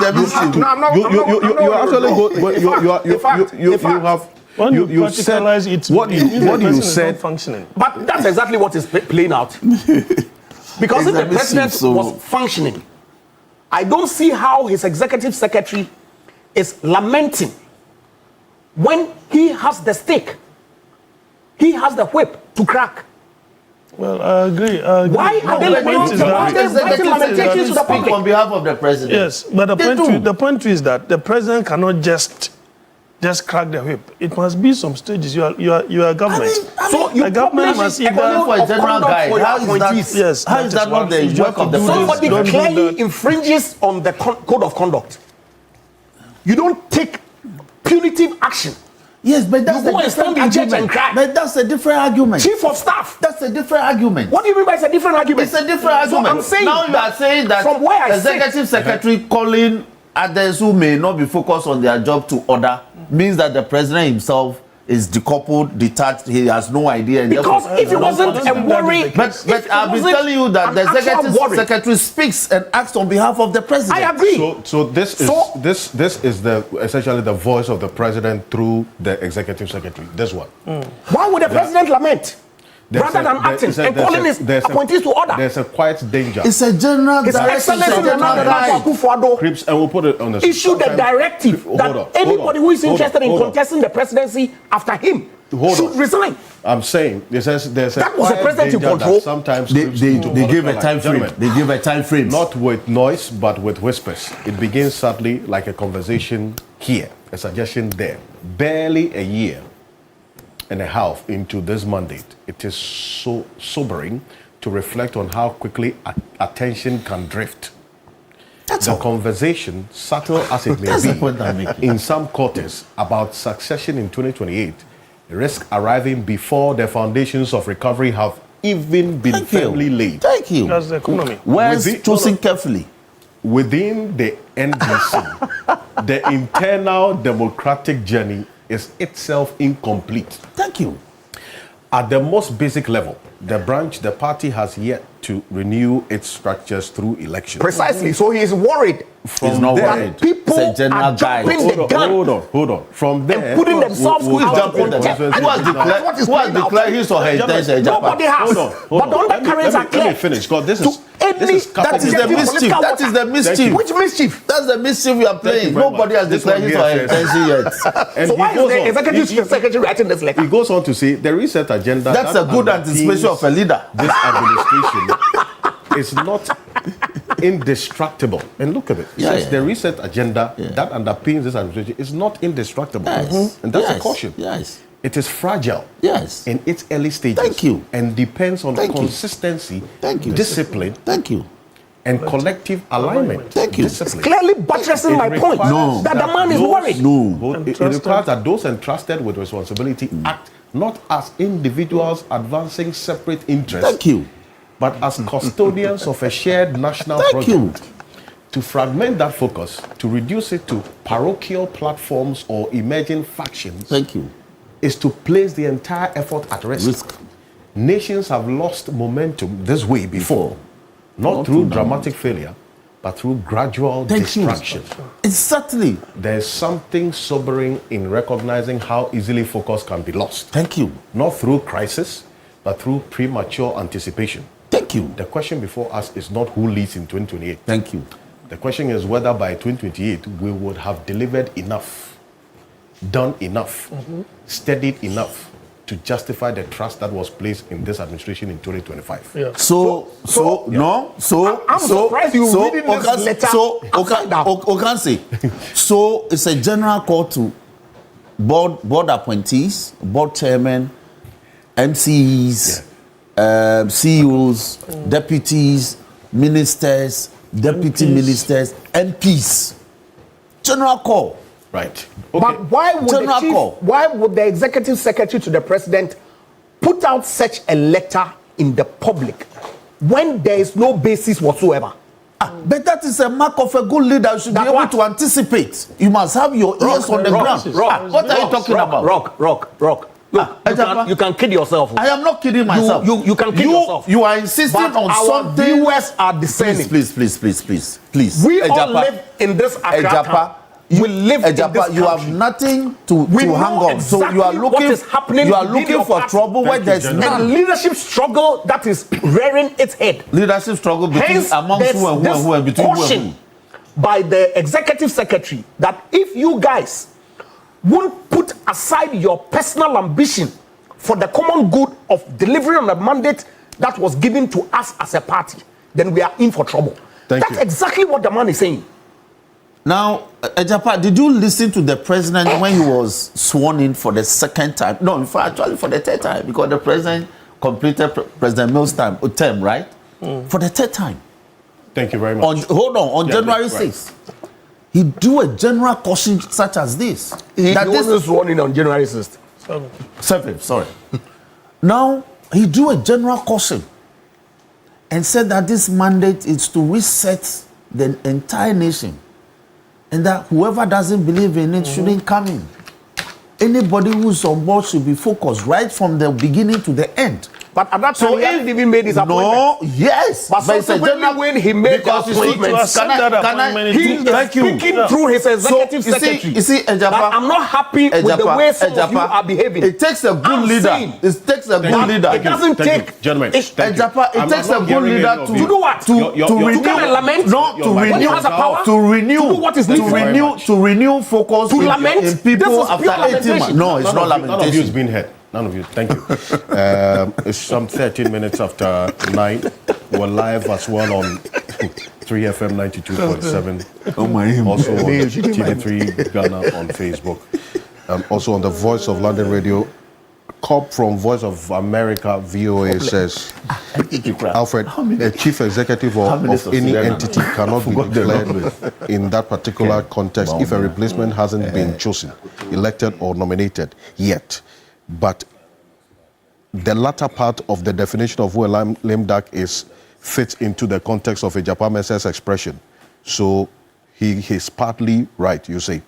I equally believe Honorable Dafia Ampo is struggling to defend or ward off the ongoings in their party and government. Thus, what happens when the storm hits one's household. We should not wait for the crisis to hit. These conversations this morning is important and instructive and timely because of what is already brewing and also being played out in many ways. Thank you. This one's from Mansa Musa from the Voice of London Radio says, Alfred, this morning Ejapa Mesa has hit the nail right on the head. There isn't a single sentence in his lamentations that I disagree with. The Executive Secretary's public caution has not arrived out of a vacuum. His caution highlights undercurrent events. Let's call a spade a spade. Good morning, you say, from Mansa Musa.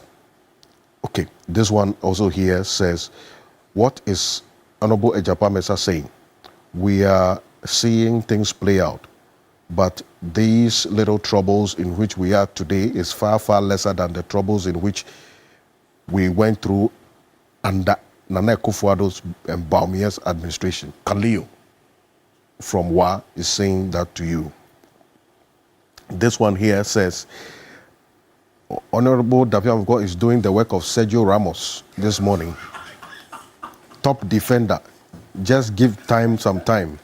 Master Planner Junior, Policy Analyst Kintampo. This one here says, okay, Kotoka Courage in Anglogan Lashibi in the Volta region. He's only sending greetings to you, Honorable Daviam Ekpo. Thank you very much. This one, Musa Abatwa says, ignore Bobo. You are talking about Ejapa Mesa, so we call him Bobo, because he's doing propaganda to score cheap political points. When it comes to who leads the NDC, we have a solid track record of choosing our leaders in accordance with our constitution and democratic principles. We are not going to be distracted by red herrings, propaganda, or unnecessary brouhaha. The status quo and due process will be respected. At the appropriate time, the delegates of the party will decide and select the right person to lead the party forward. This one here from Dr. Kwame Asante says, good morning, Alfred. The conversation and the angles that you have brought to the matter at play is extremely important this morning. One, helping us to understand exactly how Musa Dankwa came about this NDC delegates, and you put out in quotes, was important. We now know he has their numbers and he calls them. Beyond that as well, in terms of that part of your message wasn't clear, and then you put a dot. I don't know if you wanted to add a point, but the terminologies used in the polls sometimes have to be explained as well. I don't understand why you put 5% in a bar that explains others. Had it not been for Daviam Ekpo asking what the others contain, we wouldn't have known that the others comprise of 19 other people who have been polled and are irrelevant to the 6 that we see their pictures on it. Also, we must all confront the issues as they play out. The symptoms that you have just exhibited this morning in your analysis, even before the conversation started, tells us all that there's one thing clear. The president must act and act decisively. You'll see. Thank you very much. Good morning. Indeed, science must not be devoid of morality and reason. Point is, Musa should have considered that we just emerged from an economic meltdown and now just taking a sigh of relief, and he decided to muddy or even threaten our arrest. He could have waited for this work to be put out in 2027, you say. Thank you very much for your message this morning. Quite a number of them. I'll read them as we go on. Thank you. But we're live as well on 3FM 92.7, also on TV3 Ghana on Facebook. As I indicated, Kofi Bento had to leave at some point. So he's exhausted his points and then he left. Also, Musa Dankwa has left us. That leads us to our next issue. This week in Parliament, the Speaker came back from an official duty or trip on Monday and said, look, he is surprised at what happened in his absence, that this anti-LGBTQ+ bill was passed into law. when he had given specific instructions. Let's take a listen to the Speaker's surprise and then what's happening subsequently. But take a look.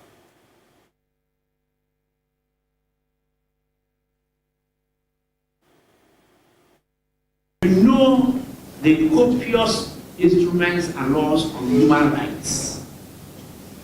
All over. We have to go through all, from the UN Charter to the African People's Rights and what, all. We have to go through all.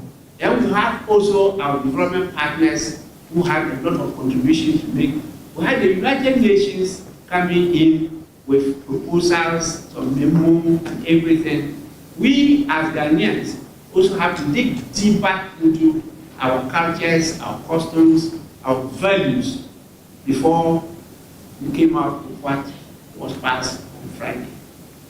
And in fact, when it was passed on Friday, it was even a surprise to me. Because I knew that we're going to start the consideration of the bill. And that was the instructions I left before I went to attend to other activities. It was Friday, and members wanted to go home early to their constituencies, the one we're going to sit today. And so I knew they wouldn't have completed it. But all of a sudden, I read about this passage. I reacted, and later I saw on TV all the things that happened. And so this evening, I've asked the leaders to meet me in my office. So they will be here for us to go through it. This is such a critical bill that we believe there must be consensus. But it's not about passing bill. It's about implementing it and making sure that it benefits the people.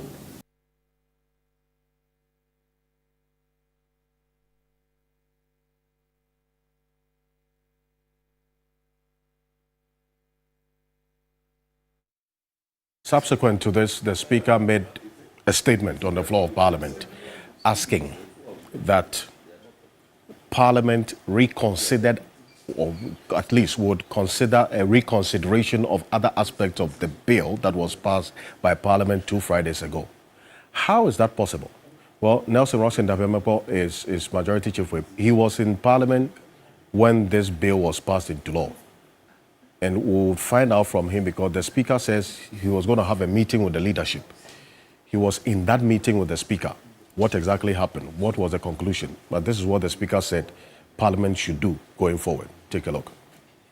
Honourable members, I call on Parliament to rely on the provisions of motions and the conventions of this House to go back to this historic and important bill and reconsider it. The legitimacy, credibility, and enduring authority of any law depend not only on the objectives sought to be achieved, but also in the integrity of the process by which the law is enacted. Procedural law is as equally important as substantive law. What we do here must be able to withstand any legal and constitutional challenges that are sure to come. The bill has from its inception been presented to the nation as a bipartisan legislative initiative. It is therefore my considered view that legislation of this magnitude ought, as far as practicable, to command not merely the numerical support of a majority of members, but also the broad confidence of the House regarding both its substance and the process by which it was adopted. What is right must be done rightly. The Speaker, Right Honourable Alban Subanakis for Babinde. What is right must be done rightly. Honourable Davemepo, the Speaker said there was supposed to have been a meeting between you and him as of the Monday night. That meeting happened, correct? Yes, it did. And you were in that meeting too? Yes. What exactly took place? Well, I don't know whether my leadership meeting with Speaker should be a matter that I should be discussing They didn't resolve the issue at hand? Yes, we explained. We explained, like we did in conclave, that the clearance was for us to proceed with the bill, the two bills, the community service bill as well as the family values bill. There was one bill that he asked us not to proceed with because he needed to do some bit of work in respect of it, which is the constitutional amendment bill, which was also a private member's bill. Now, apart from the community service bill, the family values bill was a private member's bill. And so once the initial constitutional compatibility test, he himself cleared it. Right. Once he said we should proceed, we proceeded. Then he said, okay. So generally, this was how we thought the matter had been resolved. I see. Yeah.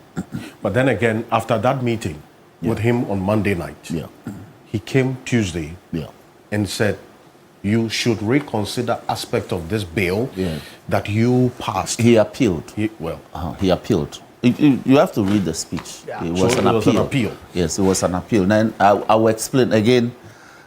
So I brought some evidence. Okay. You see, some of these things, it can happen to all of us. The suggestion strongly was that, and I'm choosing my words very carefully, the suggestion was that we didn't comply with Standing Order 172 Rule 1 and 2.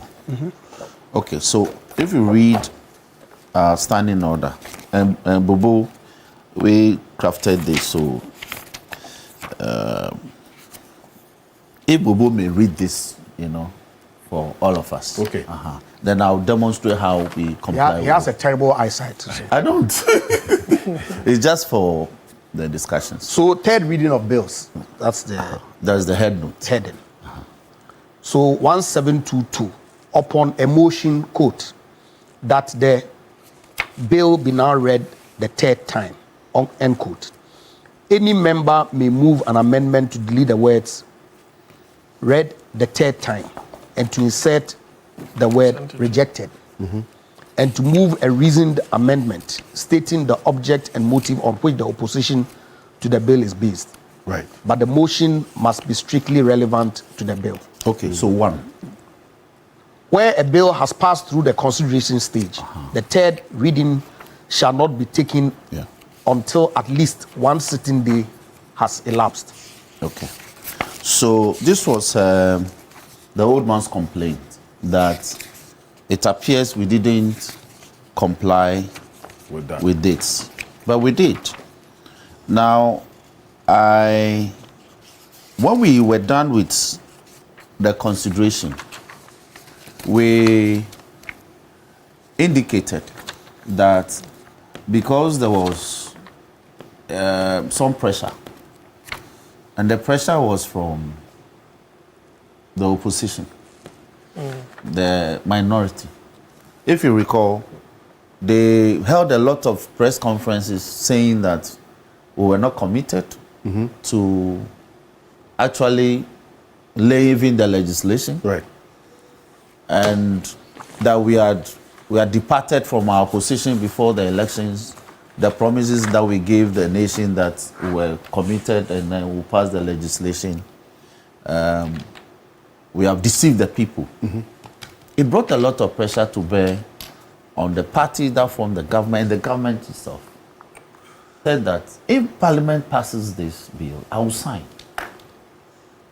Last year, this year, he again met them and recommitted himself. The Speaker himself, on several occasions, committed himself. In fact, in opening the second meeting, this very meeting for 2020, he said, this bill will be passed this meeting. My leader, the Honorable Ayariga, when he was giving us a welcome address like is customary, indicated that contrary to some opposition views to the bill, this was a bipartisan bill sponsored by 6 minority members of parliament and 4 majority members of parliament. 10. And as a result, there is no disagreement. And so the bill will be dealt with expressly. What happened? It had been read the first time, and the rendition of a brief explanatory memoranda was rendered by Intim Fojo, who in this case is the lead sponsor, supported by Sam George and Pedra.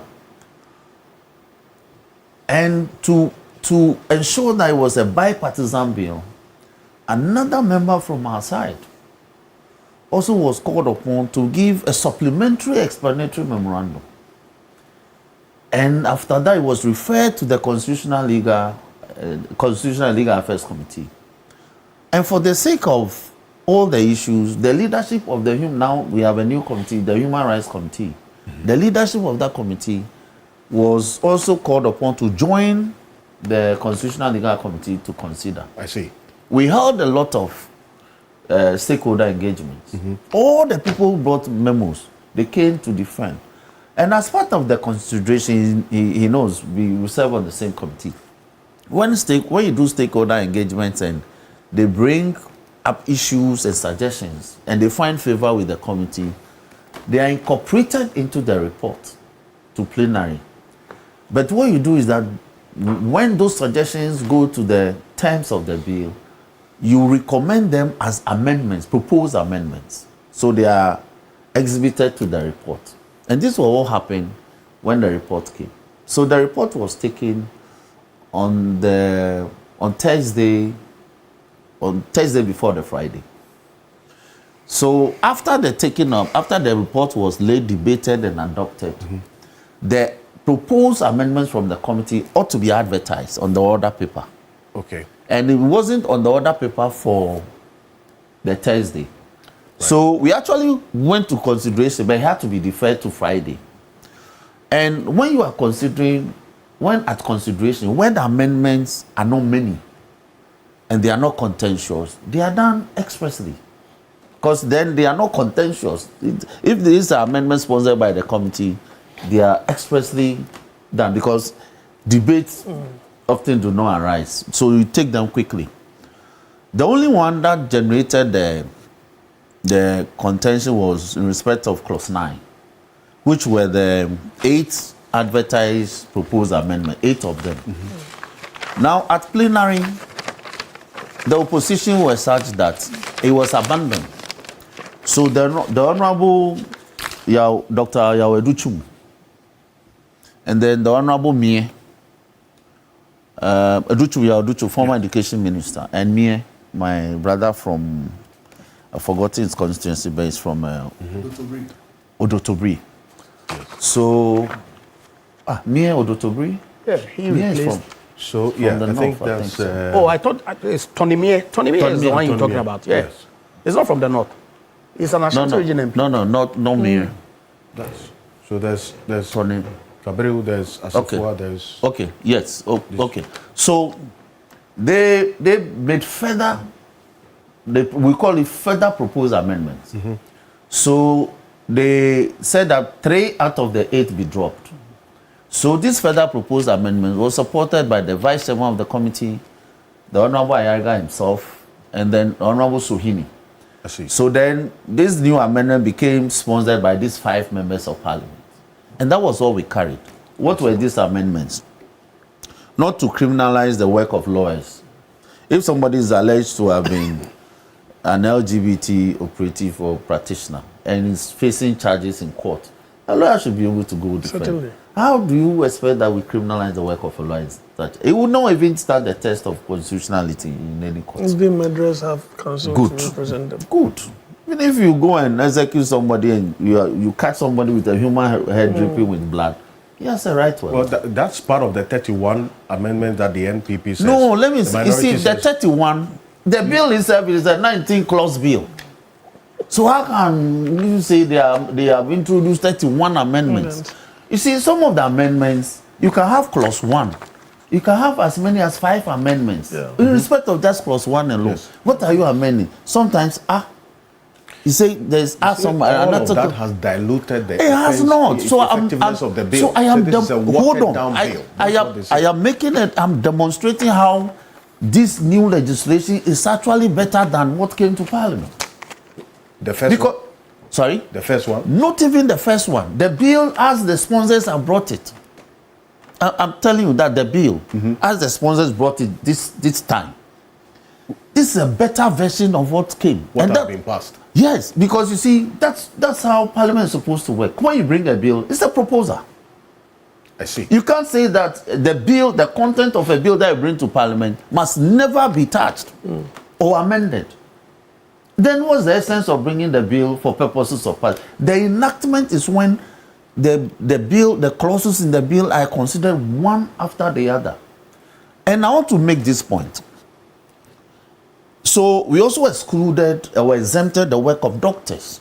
When somebody is engaged in this and decides to seek medical attention, a doctor's professional treatment of the person shouldn't be criminalized. So was it the case that in the previous one there was that criminalization? No. Or not of that sort existed? No, we just reference it to subject to the Constitution. Now, when it says subject to the Constitution, you must have to go and strung out what are the constitutional rights and freedoms to be able to do the subject to the Constitution. So the Honorable Mama Yariga says that. Thank you. Because in legislation, there must be clarity. Because especially when you are creating penal legislation, there must be clarity as to what constitutes they say that an offense. if all of this was good then, why did you not make those amendments in the first instance and you wanted Akufo-Addo to sign? Now, let me tell you why.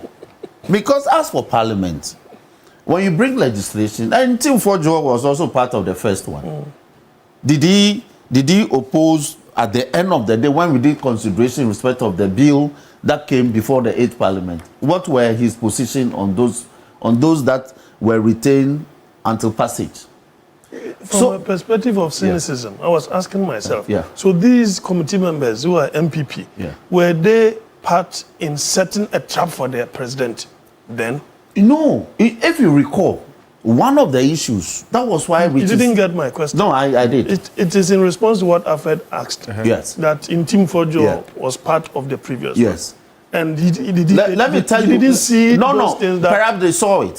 So if you recall, there's a video about Apeno Makin in 2024 lamenting that why should work of lawyers and those things be exempted? It appears to have been criminalized because in that legislation we said subject to the Constitution. So it made it a bit laborious. So if you recall, that was why Richard Sky went to court to actually stop Parliament from passing the legislation. And the Supreme Court on the 18th of December 2024 said, no, you cannot stop Parliament in its tracks in carrying out its legislative functions. You have to wait. So the action was premature, sort of. You ought to wait.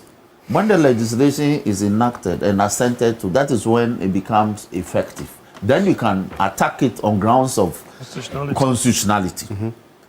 But after that, it's politics. The president refused to sign between 18th and 6th of January, 18th December and 6th of January. There was some time, but he just thought that he's had enough. Do you understand? So, upon hindsight, the Honorable Yariga said, no.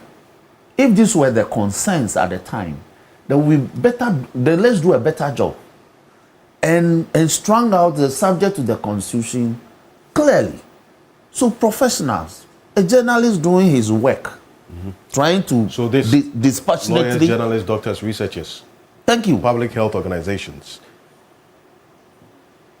From criminal liability. Yes.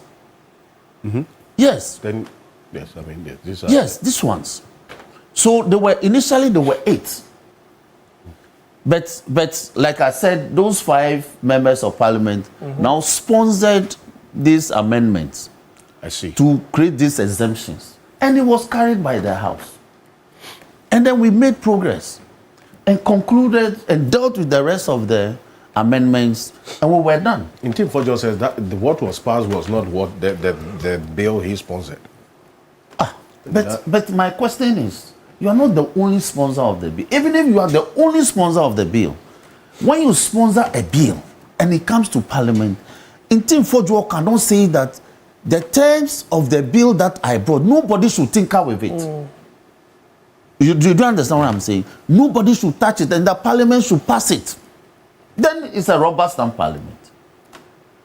But I've been asking him, the Reverend, in the 8th Parliament, the subject to the Constitution, we were told that we had done a poor job. So the matter went to court. But what the Supreme Court didn't do was to say that, okay, let's, you know, they can say that this is a constitutional matter, so let's have it stood down, let the bill be done, and then you can spring up the matter. But they declared it as premature. So if Richard Sky had gone back on the 19th of December, I don't know the fate of what would have happened to the bill, which eventually did, with clearly the same legislation, the same bill, technically speaking. It was our duty to pay attention to some of the criticisms of the months before. I see.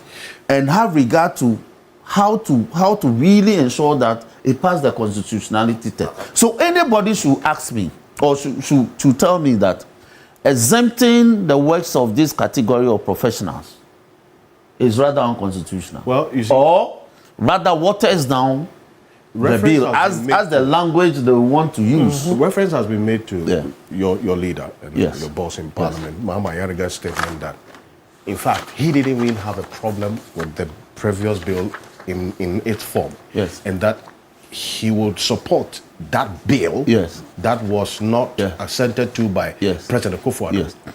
to be given to President And I Mahama. support him. You support? And I'll tell you. So that bill did not have these amendments, right? You see, don't mix the arguments. What's the Mahama Yariga says, constitutionally speaking, when Parliament passes a legislation without issues, in fact, in the House, that is the product from Parliament. Now, the constitutionality test it belongs to another forum. So when Parliament says the bill is read the third time and passed, and it is prepared, cleaned up, prepared, and presented to the President in consonance with the constitutional stipulations, Parliament's work is done. We become functus officio until the President, under the Constitution, until in 107 or 108, denies assent and returns the bill to the House with some recommendations, then that is where Parliament's mandate will be rekindled to take a second look, and we are obliged under law to consider the proposal from the Presidency, incorporate it into the bill, pass it, and that's all. That one, it doesn't even go back for an assent. Is Parliament obliged to take on board the recommendations of the Presidency? Yes, under the Constitution. Yes. But you see, the most important question amongst the many that I've asked now is the Speaker is. Yes. So let me come. Let me come to the Speaker. Now, the point the Honourable Speaker, Right Honourable Speaker, made was that it appears that we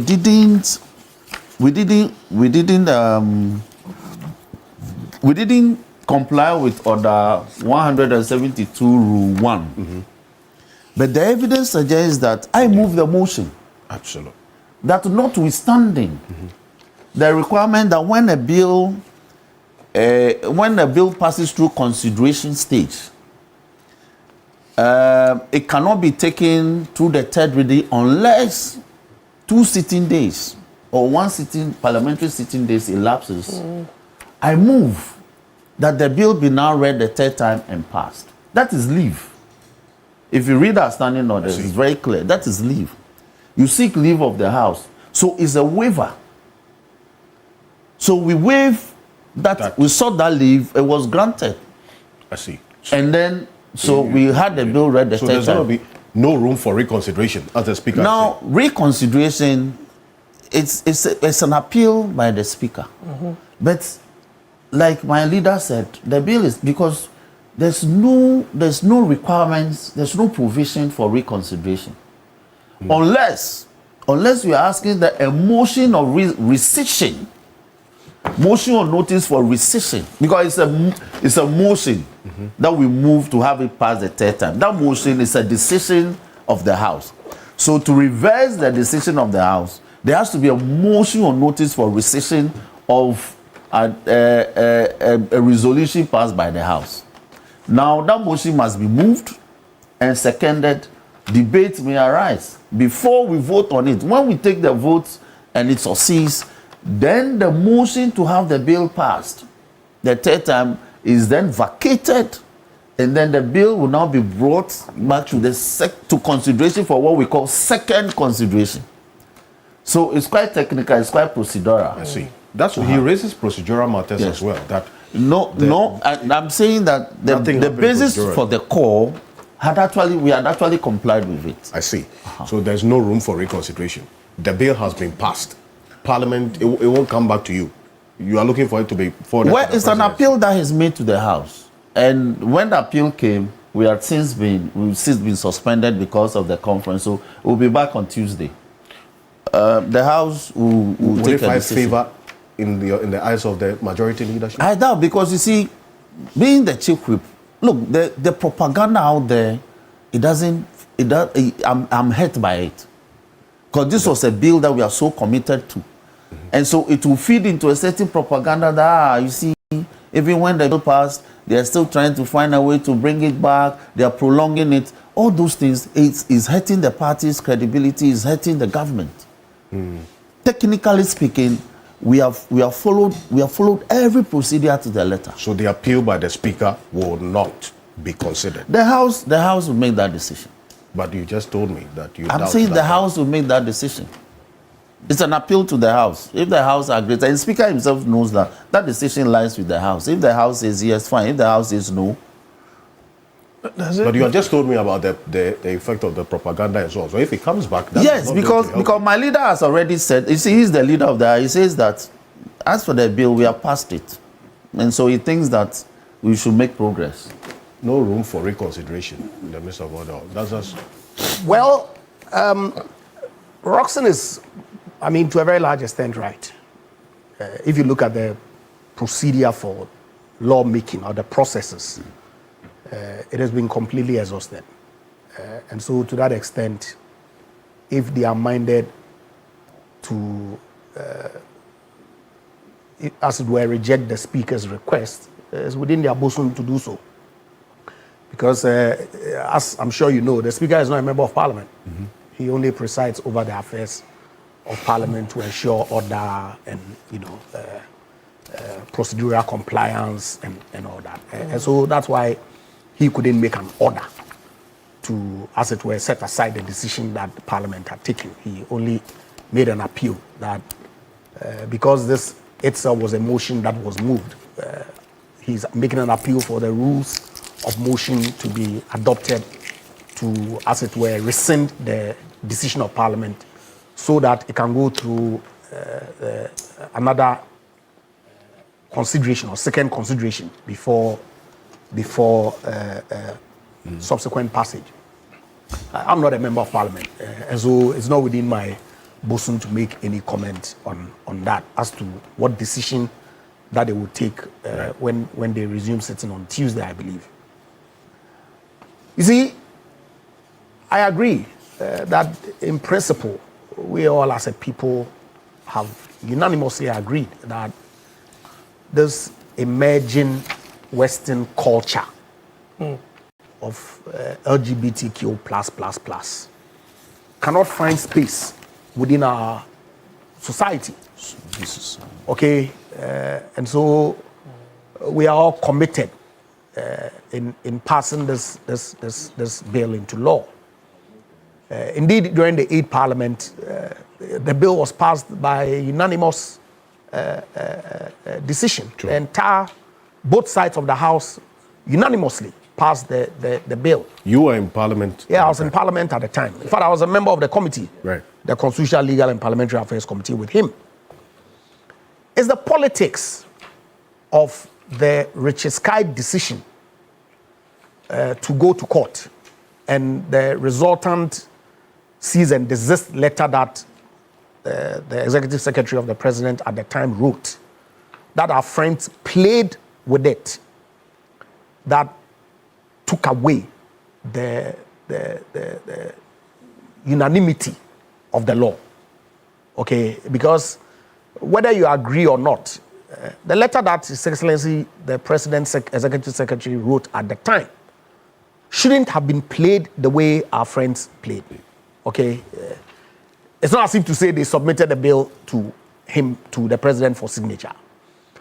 If you look at the text of Nana Asante Bidiotu's letter, it was clear that in his absence, it had come to his notice that this bill, which is being challenged in court, was attempted to be delivered to the presidency. And so because of the pending action, hold off, let the court make a determination before we take it from there. But they weaponized it, played politics with it, and made it look as if to say the MPP members of parliament who together with them had passed the bill were the same people who were not interested in approving or assenting to the legislation, which clearly was not the case.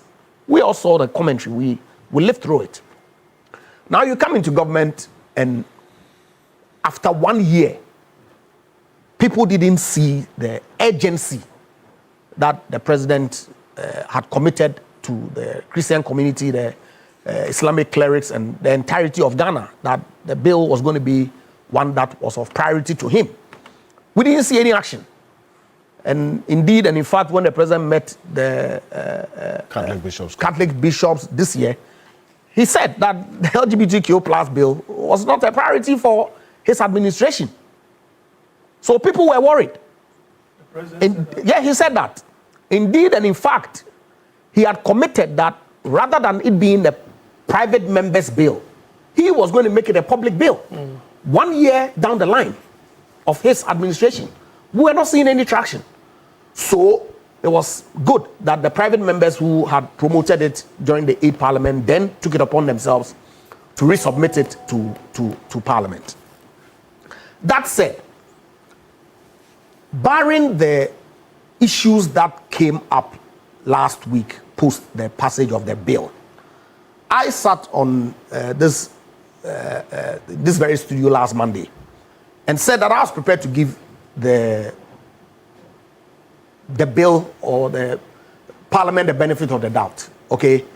In that, as far as I'm concerned, and at the time I hadn't seen the text of the final bill. I still haven't seen it. Because the object really was to cure a certain mischief right from the very beginning, which was to the effect that Ghana was not going to accept LGBTQ plus activity in any shape or form in our country. And so if the bill as passed met the criteria of the mischief that we sought to cure, and it indeed cured it, I was prepared to give them the benefit of the doubt. But when the president made a comment in London, I got worried. And subsequently, when the speaker came up with this request, I got worried that is the government seeking to play games with the people of Ghana? What do you mean? Because, you see, what did the president mean by the bill is nowhere close to being passed or to becoming law? And that when he receives it, he is now going to subject it to legal advice by his Attorney General and potentially Council of State, when he had committed right from the very beginning, in fact, even when he was in opposition, that the very day that the bill lands on his table, he's going to sign it. And we've seen it. Many bills that have been passed that they've done, media engagement in the full glare of the public, president assenting to those bills. So to suggest that we are nowhere near there, for me, was worrying. It suggested to me that the president was speaking at cross purposes, that when he's in Ghana, he makes commitments to the people of Ghana regarding his commitment to the law, and when he goes outside the jurisdiction of Ghana, he plays to the international media in a different text.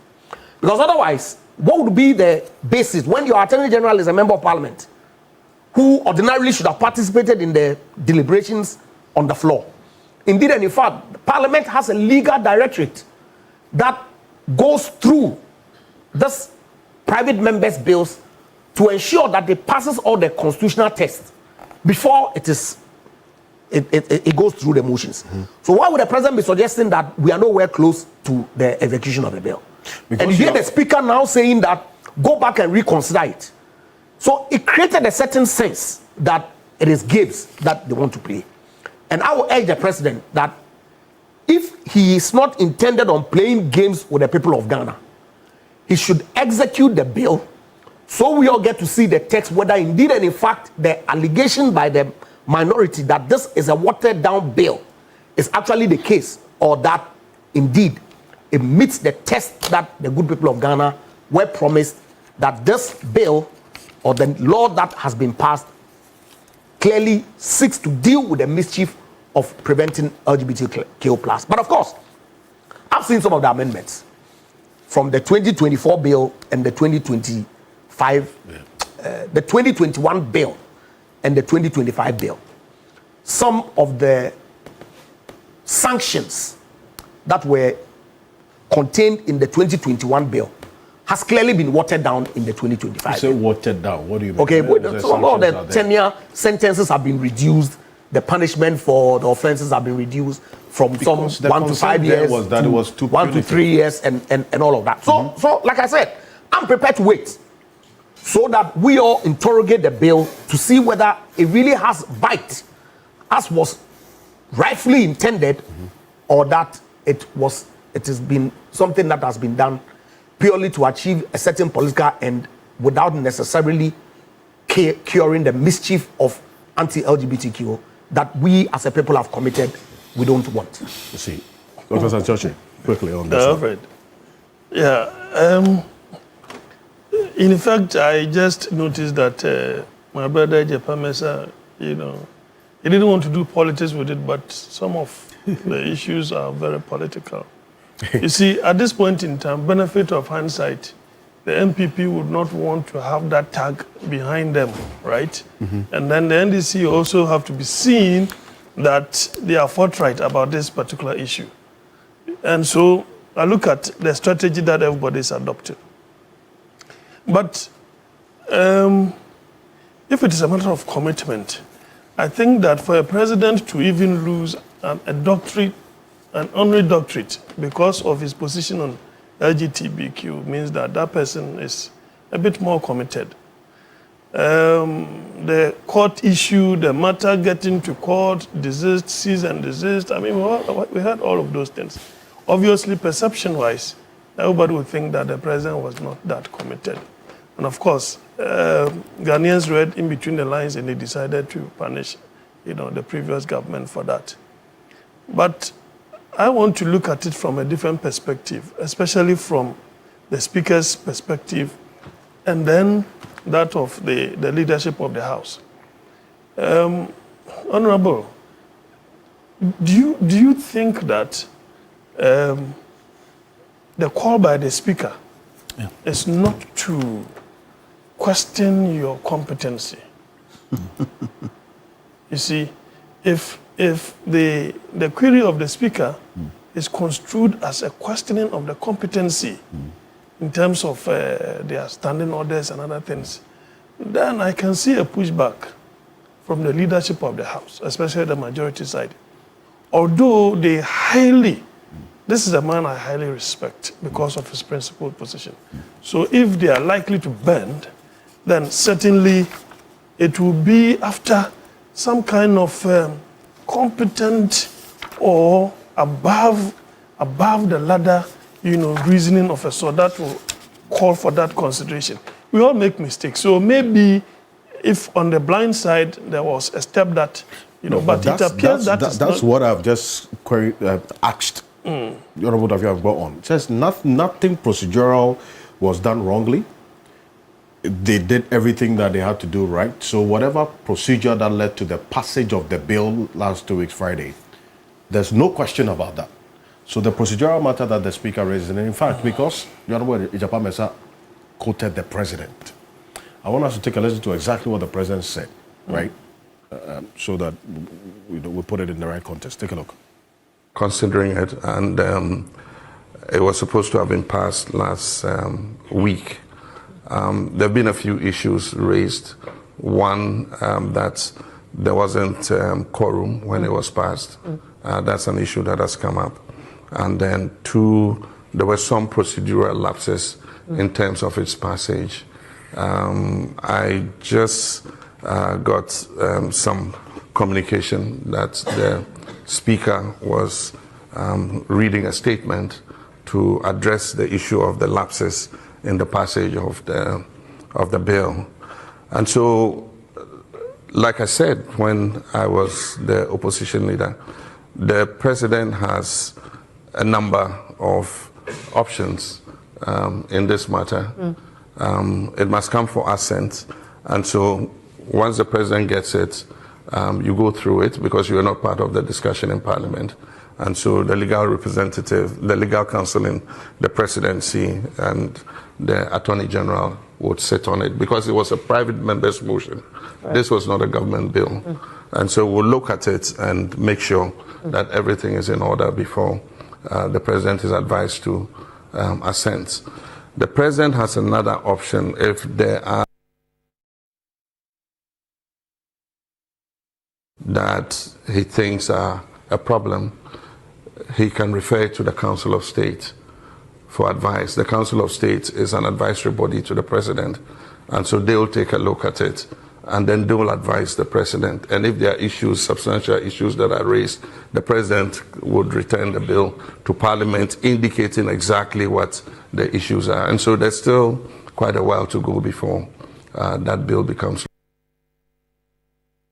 So that's the President there, in reference to what you said, because there are a number of things that he talked about in context. Says there's a matter of quorum, I don't think there should be any passage. The quorum and lapses issue have been addressed by Honorable Dofia Amapo right here in the studio. Yes. As far as Parliament is concerned, they followed the law fully and passed the legislation. And the good people of Ghana will expect that when it gets to his desk, it cannot be the case that the President is suggesting that he has not seen. He has not seen. He's rehashing the same.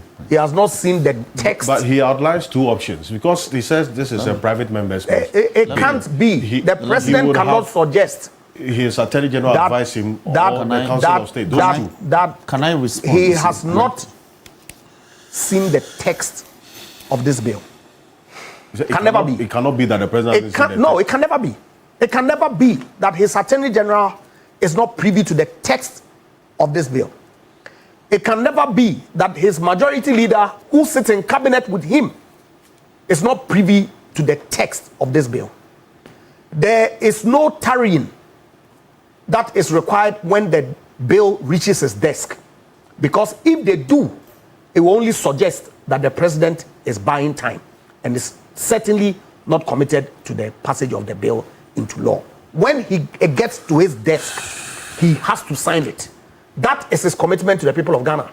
And that's what we expect him to do. Let's see. Okay. So, you see, let's put these matters in some context. This is the votes and proceedings from Parliament on Thursday, May 28th. That day, we laid the report of the Constitutional and Legal Affairs Committee.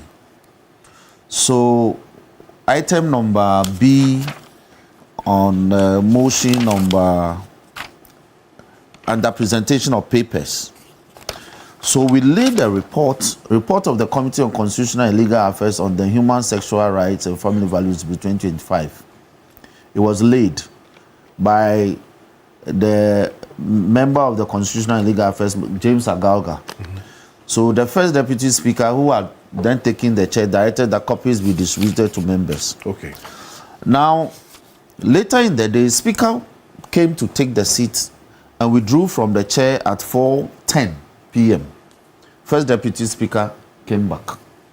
So I moved motion number 11 that notwithstanding the provision of Order 104 Rule 1 of the Standing Orders, which requires that a motion shall not be debated until at least 2 sitting days have elapsed after the notice to move the motion is given, the motion for the second reading of the Human Sexual Rights and Family Values Bill 2025 may be moved today. Moved by myself, that's Majority Chief Whip member, blah, blah, blah, on behalf of the following sponsors. So we listed all the sponsors. The motion was seconded by the member for Dotobri, Honorable Anthony Mie. So, question put, motion agreed to. So we debated the report. That was the motion to debate the report. Now, motion number 12, that the Human Sexual Rights and Family Values Bill be now read a second time, because the first motion was to seek for the waiver. Okay. For the waiver of the 2 sitting parliamentary days to elapse. So it was agreed to. The leave was granted. Okay.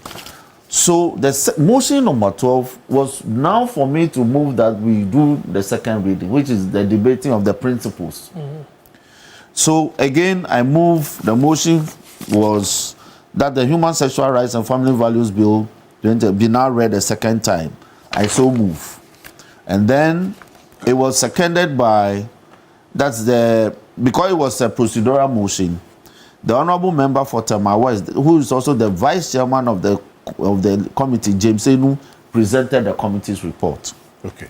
Question proposed, debate arising, question put, and motion agreed to. So when you see it briefly like this, it took like 1 hour. I see. After the debate. Now, motion number 13, that the Human Sexual Rights and Family Values Bill 2025 accordingly is now read the second time. Motion number 14, that and motion number 13 is taken after the long debate that didn't dawn on the floor. Now, motion number 14, that notwithstanding the provision of Order 169, Rule 1 of the Standing Orders, which requires that when a bill has been read a second time, the bill shall pass through a consideration stage, which shall not be taken until at least 2 sitting days have elapsed. The consideration stage of the Human Sexual Rights and Family Values Bill 2025 may be taken today, which was that Thursday. I see. Moved by me and on behalf again of the sponsors. Motion was seconded by the member for Odotobri, Anthony Mie, again. Question put and motion agreed to. So waiver granted. Okay. So there's no matter, there's no procedural. No, I'm taking you through the procedures. I see. So listen. So that Thursday, item number 15, Human Sexual Rights and Family Values Bill at consideration stage. So we deferred consideration because we had not advertised amendments on the order paper. We could have done so through addendum, but it was also late. If you remember, as soon as we did the second reading, the minority was saying that pass it now, pass it now. The video exists. So if we were really minded, we could have passed the bill into law that Thursday night. So were there any lapses in the passage? I'm reading the rules. There were no lapses. We have followed the terms clearly. So essentially, he is confirming that the president's information was wrong. No. So let me tell you, where the president came in with quorum issue was by the press conference your colleagues held. Okay. To allege that we didn't even have quorum. Yes. This is Thursday. Yes, this is Thursday's votes and proceedings. Members of Parliament, for the records, we were 187 when we laid the report, debated it, adopted it, moved to consideration. 187. On Friday, when we did further consideration, concluded and did the third reading, we were 193. All present in Parliament? Why? Present in Parliament, what does it? Chamber? Hold on, please. There's a decisional quorum and there's a commencement quorum. In Parliament, members come and go. It's fluid. But for the record, because to tackle quorum, to raise the issue of quorum, it's about the record. And I've given you the record of members in Parliament for Thursday and the record of members in Parliament for Friday. 100 and what? 193. 93. So I killed that quorum gendarme, the bride there, I think last Friday. No, but I was a bit worried. Yes. Technically. No, because it was a press. You know, as a president, he's also interested. When they raise the issues, naturally you'll be concerned.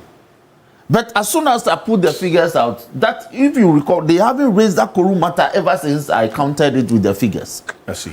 Now the other thing they have counted is the water down. As for the water down expression, they have stuck to it. I have also demonstrated that if my boss Ayariga's master stroke of strangling out is subject to the constitution to say that lawyers work, doctors work, journalists work, men in academia's work be exempted when they are doing their, that is why everything is about intent. So when you are a journalist, you set out to actually promote and advocate for LGBT spread, you will not be caught by the exemption. I think that is the debate people are also not making. The exemption is for your professional work, in the course of your normal professional work. When the journalistic work, the legal work, the medical work, the academic work departs from the normal course of your work, then the exemption will spare you. But the president is telling you that if this bill comes before him, he has options. Now let me answer that. Let me answer that. When the president said the bill is far from becoming a law, I think that is about language. Because in our standing orders, we have introduced what we call post-passage cleanup. In parliaments before, there have been evidence that in the chaotic stage of consideration, delete, amend, you know, is the drafters who capture it. There's been some discovery later on that some amendments were actually not properly carried, or even where the word is supposed to be located in syntax, that the structure of the sentence, is being interposed. So we had to come back with further amendments. And Honorable Chairman was very good with this thing. So he introduced this post-passage scrutiny, that when a bill is passed by Parliament, we shouldn't rush and take it to the president. The drafting office should now sit down and certify clause by clause, provision by provision, that the amendments as advertised, as carried truly by the House, actually reflects in the bill. So it's under Order 175.1, authentication and certification of bills. Okay. You understand? But that's so before it gets to the president. hold on. You know, the legal education bill suffered this. Because it was quite voluminous. We were told that we were not committed. The president says if this comes to him, he would seek the Attorney General's advice. Yes, and again, that is the law. Listen, Order 176.1, presidential assent reference Article 1067 to 11 of the Constitution and consideration by Council of State. Article Order 176 Rule 1. A bill passed by Parliament shall be presented to the President for assent, and the President shall signify to the Speaker within 7 days after the presentation that the President assents to the bill or refuses to give assent unless the bill has been referred to the President by the President to the Council of State under Article 90 of the Constitution. This is a constitutional, we just lifted it verbatim.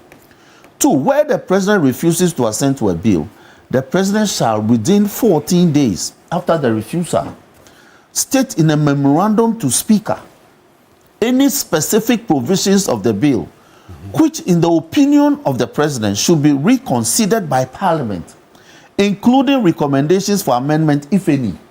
Or B, inform the Speaker that the bill has been referred to the Council of State for consideration and comments, or that the Council is considering the bill. 3. The Speaker shall, on receipt of the recommendations of the President, refer the memorandum to the relevant committee which originally dealt with the bill, and the committee shall reconsider the bill in accordance with the recommendations of the President and report to the House within 14 days after the referral. Okay. B. Parliament shall reconsider the bill taking into account the report of the committee and the comments made by the President or the Council of State. 5. Where a bill reconsidered under this order is passed by Parliament by resolution. Are you suggesting that the President would use legalese to delay the execution? It's not about legal. You see, I am taking the mischief from your position. That when the President suggested, Ejapa, This gendarme won't fly today. What gendarme? Gendarme. You know the constitution. You are my senior. You know that these are procedures provided under law. That is why the criticism against Nana Akufo-Addo is that why is it that even if you had reservations, you didn't use this constitution? But he didn't say he had any reservations. But the man said he had reservations. He had which reservations? Didn't he have reservations? If a bill comes before you refuse to sign, He didn't, the bill never got to his desk. In the executive secretary's letter, The bill, last as a part, matter of fact, listen, never got to President Akufo-Addo's desk. It did. It did not. It did. You see, It did. Let me say this for he the has record. argued that No. it is not possible for the president currently not to be aware of the bill. So then it means that when President Akufo-Addo used that deceased and whatever, he knew the content. But the matter was in court. Can I finish? I'm saying, you may disagree. Do you know that per the records, that letter came to Parliament before Richard Sky went to court? I don't know. I know, because I filed for mandamus. If you recall, I applied for mandamus to compel him to sign. The High Court said I should abide the outcome of the Supreme Court decision, which was natural. So, 19th, I wanted to go back to court when the euphoria of victory, so I didn't go. So I am saying that what the President, His Excellency John Dramani, has said is borne out by this procedure. I see. And in the month, and he has just 7 days. And he's not creating any impression that he's dilly-dallying. No. At first, that is what I thought. You understand? But He has now 7 that days. I've realized So, that 7 this days quorum and thing was counting. not the case. Gentlemen, I was 7 getting days a and bit counting. agitated. You see, the MPP were shocked by the courage that we had to do this expressly without further delay. How so? Because there's an was that we were not committed, we were delaying, we had deceived the people. Now we are past the... But it's taking you 18 months. 18 for your own legislation you brought to Parliament, we are passed it to say, hey, you are upset. How is he upset? He is upset. That what? What could have motivated the position of the minority? It's propaganda, politics. Right. They are nothing, so they must look for something. Deviated entirely from the members of the committee who are equally, MPP. That's what was. It's the courage we have to do this. Okay, gentlemen. That is their problem. So in the next 7 days, But the bill was passed in 2024. Did you sign? But the Parliament, It died with the the eighth Parliament did its job. It died with it. It was the executive. That is why nobody blames Parliament. The blame is on the president. So why are you saying that the minority members were shocked? Thank you very much. Oh, no, I mean this time. But why are they shocked? Because they are they promoted a bill. But you brought a bill and you are accusing me of delaying. Now I have delivered. So do you think that Speaker's decision could have been because of Dr. Santioche, the thank you. minorities? Your microphone. You know, Speaker has always been talking about bipartisan consultation and all that. Honorable Dr. references you'll see in Article 106 Yes.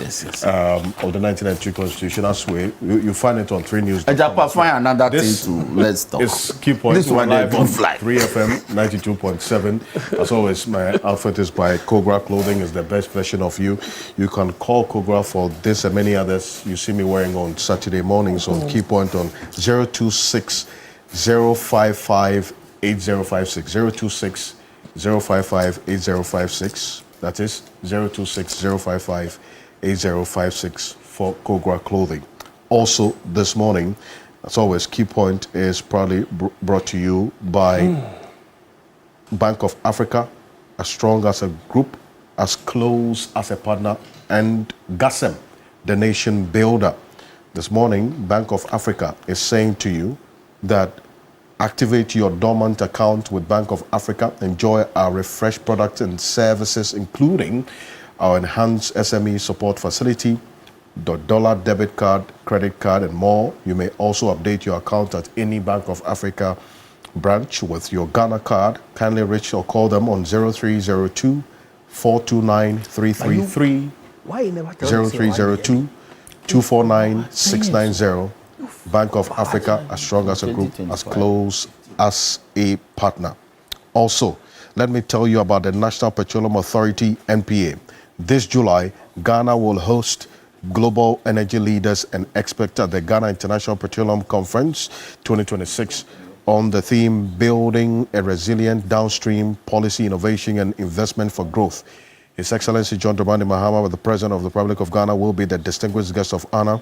Speakers include Honorable Dr. John Abdullahi Jenapo, Minister for Energy and Green Transition, Godwin Etuji Tamaklo, CEO of the National Petroleum Authority, Dr. Patrick Kofori, CEO of Chamber of Bulk Oil Distributors, and Dr. Rivers Enopong, CEO of Chamber of Oil Marketing Companies. It's at July 16 to 17, 2026, 8 a.m. each day.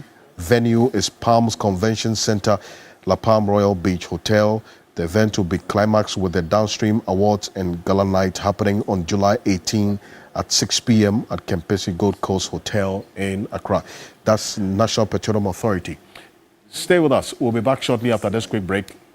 The National Disaster Management Organization is joining us. We have the 4 Saturdays in the month of June. We're going to be touching on matters of floods. This morning, we have already had notice of flash floods at some parts of the capital because of the rains earlier this morning, and it's not looking good. So the director of operations of NADMO is going to be joining us in the studio. He's fully dressed, ready for action. In fact, he was on the field, and we called him to come into the studio. So he's joining us after this quick break. Stay with us. The Key Points is brought to you by Bank of Africa, GASM.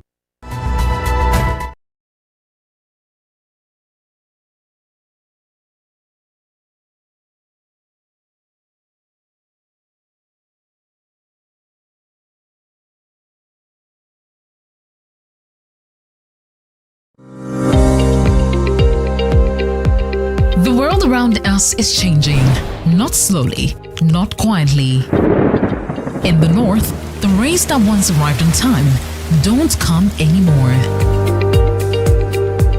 In the middle belt, rivers and forests disappearing overnight. Along the coast, the sea is swallowing land that families have called home for generations. Rising temperatures, failed harvests, homes lost to tides. This is not a warning about tomorrow. This is the world right now.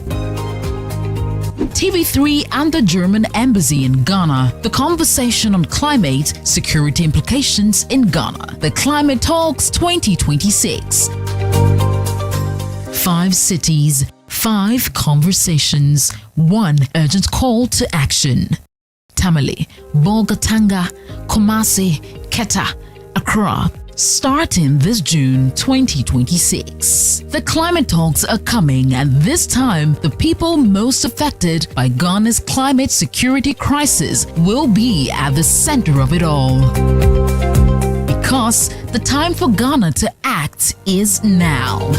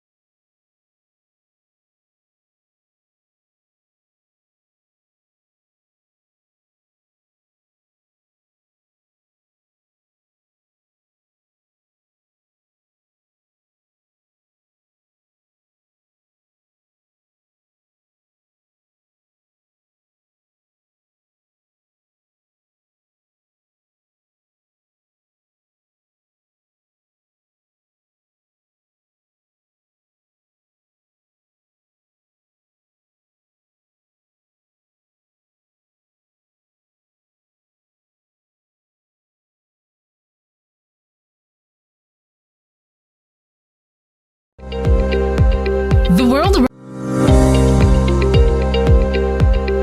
world around us is changing, not slowly, not quietly. In the north, the rains that once arrived on time don't come anymore. In the Middle Belt, rivers and forests disappearing overnight. Along the coast, the sea is swallowing land that families have called home for generations. Rising temperatures, failed harvests, homes lost to tides. This is not a warning about tomorrow. This is the world right now. TV3 and the German Embassy in Ghana. The conversation on climate security implications in Ghana. The Climate Talks 2026. 5 cities, 5 conversations, 1 urgent call to action.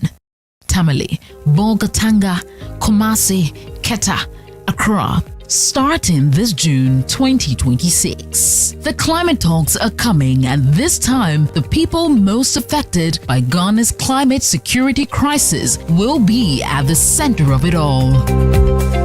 Because the time for Ghana to act is now.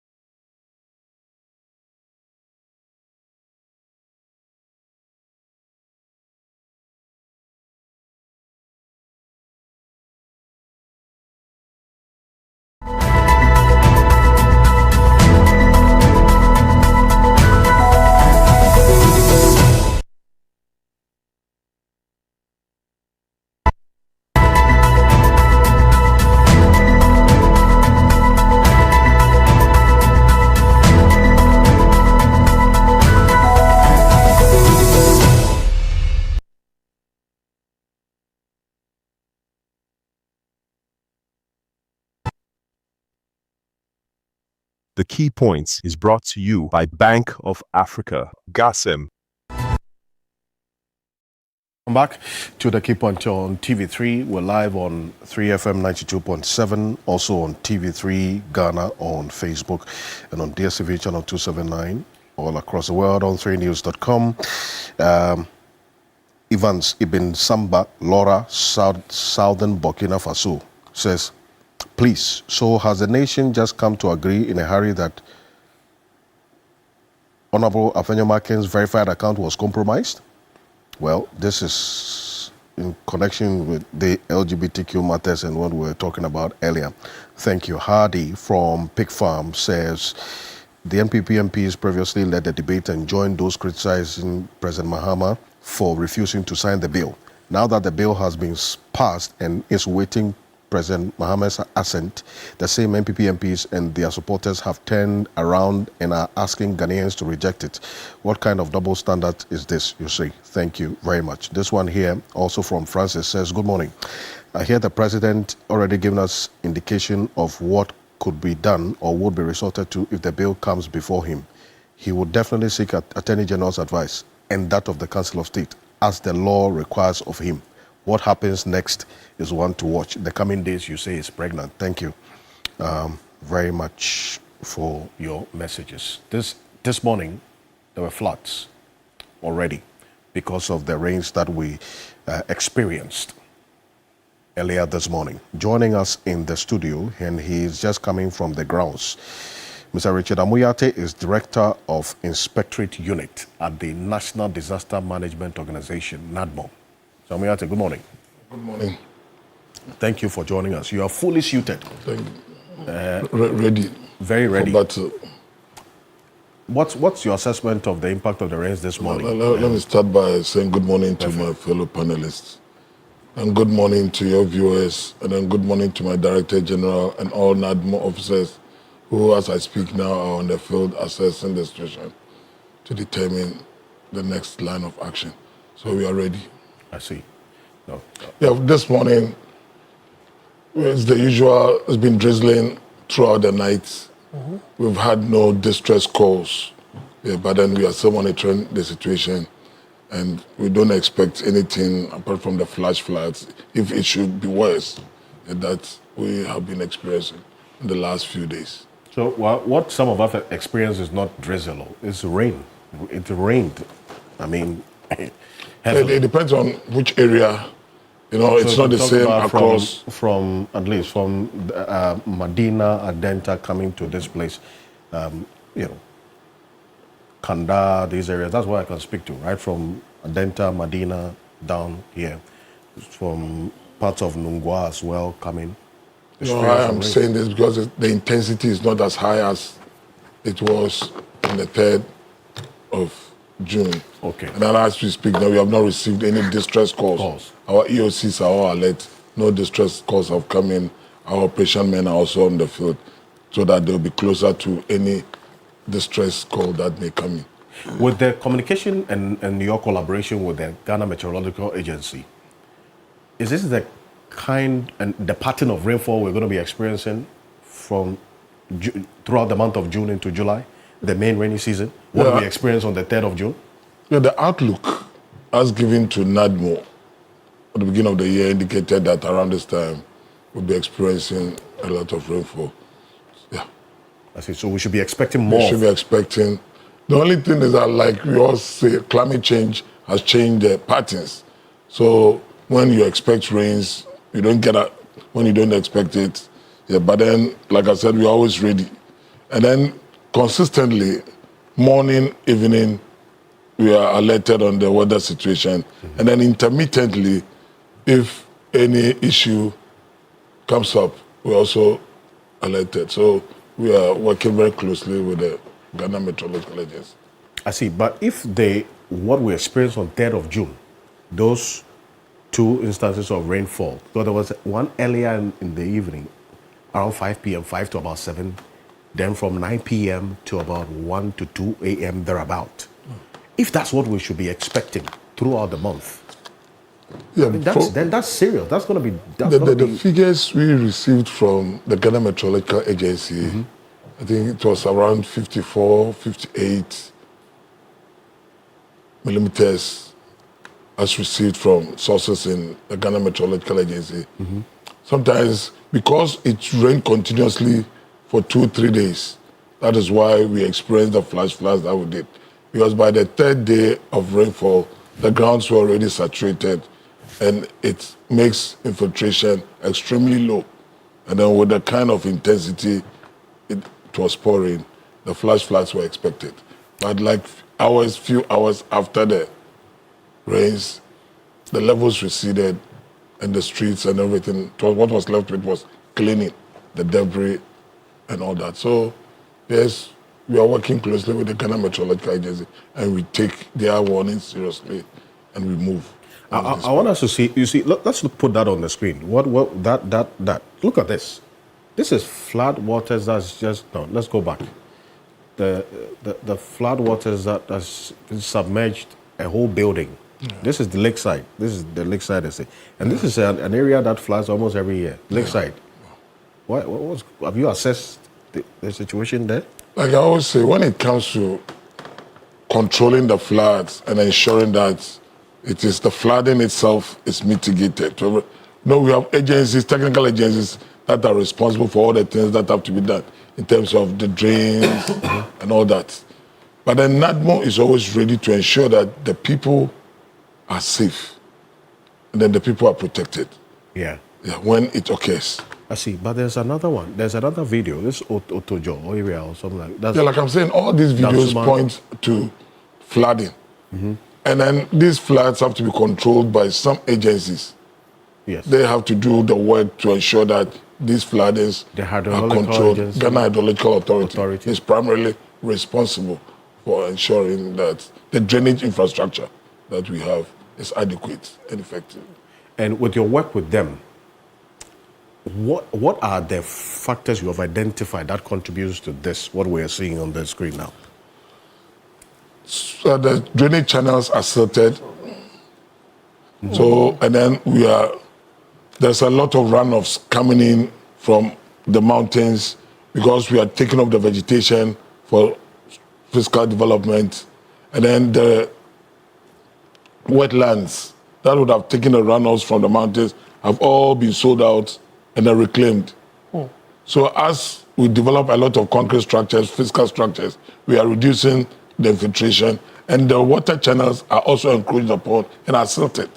So they need to be opened up so that they can take. That is why NADMO, in collaboration with assemblies, we're removing some unauthorized structures from drainage basins and wetlands to ensure that there will be free flow, unimpeded flow of waters into the wetlands and then finally into the sea to ease the flooding in the community. So that is our contribution with the assemblies to do that. But primarily, flood control is for Ghana Hydrological Authority. I see, but the president put this to indiscipline. Said people dumping refuse indiscriminately, choking drains, and then also, people building in waterways and then unauthorized places where wetlands are giving out for people to build and so on. Is that the diagnosis that you have as well? That contributes. If people are dumping refuse in drains, people are encroaching on what... Sometimes you see houses too close to the drainage channel that it is even difficult if you have to deploy equipment to dredge it. Then that means pulling down of those structures. So that is why NADMO and the assemblies are working to clear all these areas so that we can properly open up these channels for them to carry water. But then I sought to understand why, for instance, you have to wait for a structure to be put up before you go and pull it down. I mean, it's put up over months and sometimes years at an unauthorized location, on a wetland or in a Ramsar site. After months of putting up a building, then you go and demolish it because you say this is an unauthorized location, Ramsar site. But when it was being put up, your people, what was happening? The assemblies are responsible for development control. The planning and everything rests with the assemblies. We are only interested because it comes to us when these control measures fail. That's why we're working close. But it is the assembly that does the planning and approval of permits for all structures. So before any structure is taken out, it is the assemblies that will demarcate the areas which are unauthorized and the structures which are unauthorized. And then in collaboration, we remove them. I see. Honorable Japabisa, on this flood matter hearing. It's unfortunate what these floods are doing to Ghanaians. And I recall that on 27th of May 2024, then opposition leader John Mahama, the current president, attributed the failure or the floods at the time on the failure of government to deal with the flooding situation in Ghana. And indeed, if you permit me, I'll read portions of what he posted on Facebook. The recent heavy downpour in Accra and other parts of the country have led to extensive destruction of property. This has exposed the government's failure to manage and prevent floods effectively and evokes deep concern about its lack of comprehensive flood prevention and management plan. He went on to say that, given the opportunity to lead our beloved country again, a new NDC government under my leadership will not rest until we find an engineering solution to the persistent flooding and implement an effective prevention and management plan. Indeed, post this, on the 24th of August 2024, at the launch of the NDC's manifesto, extract of which I have here, they made key commitments to the people of Ghana that they were going to construct, and this is page 67 of their manifesto, that they were going to construct water retention and detention reservoirs in flood-prone communities to reduce the perennial flooding and for irrigation and other purposes.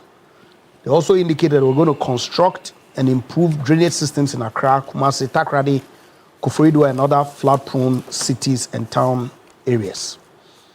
They also said they were going to construct water storage facilities, reservoirs to store rain and pipe-borne water.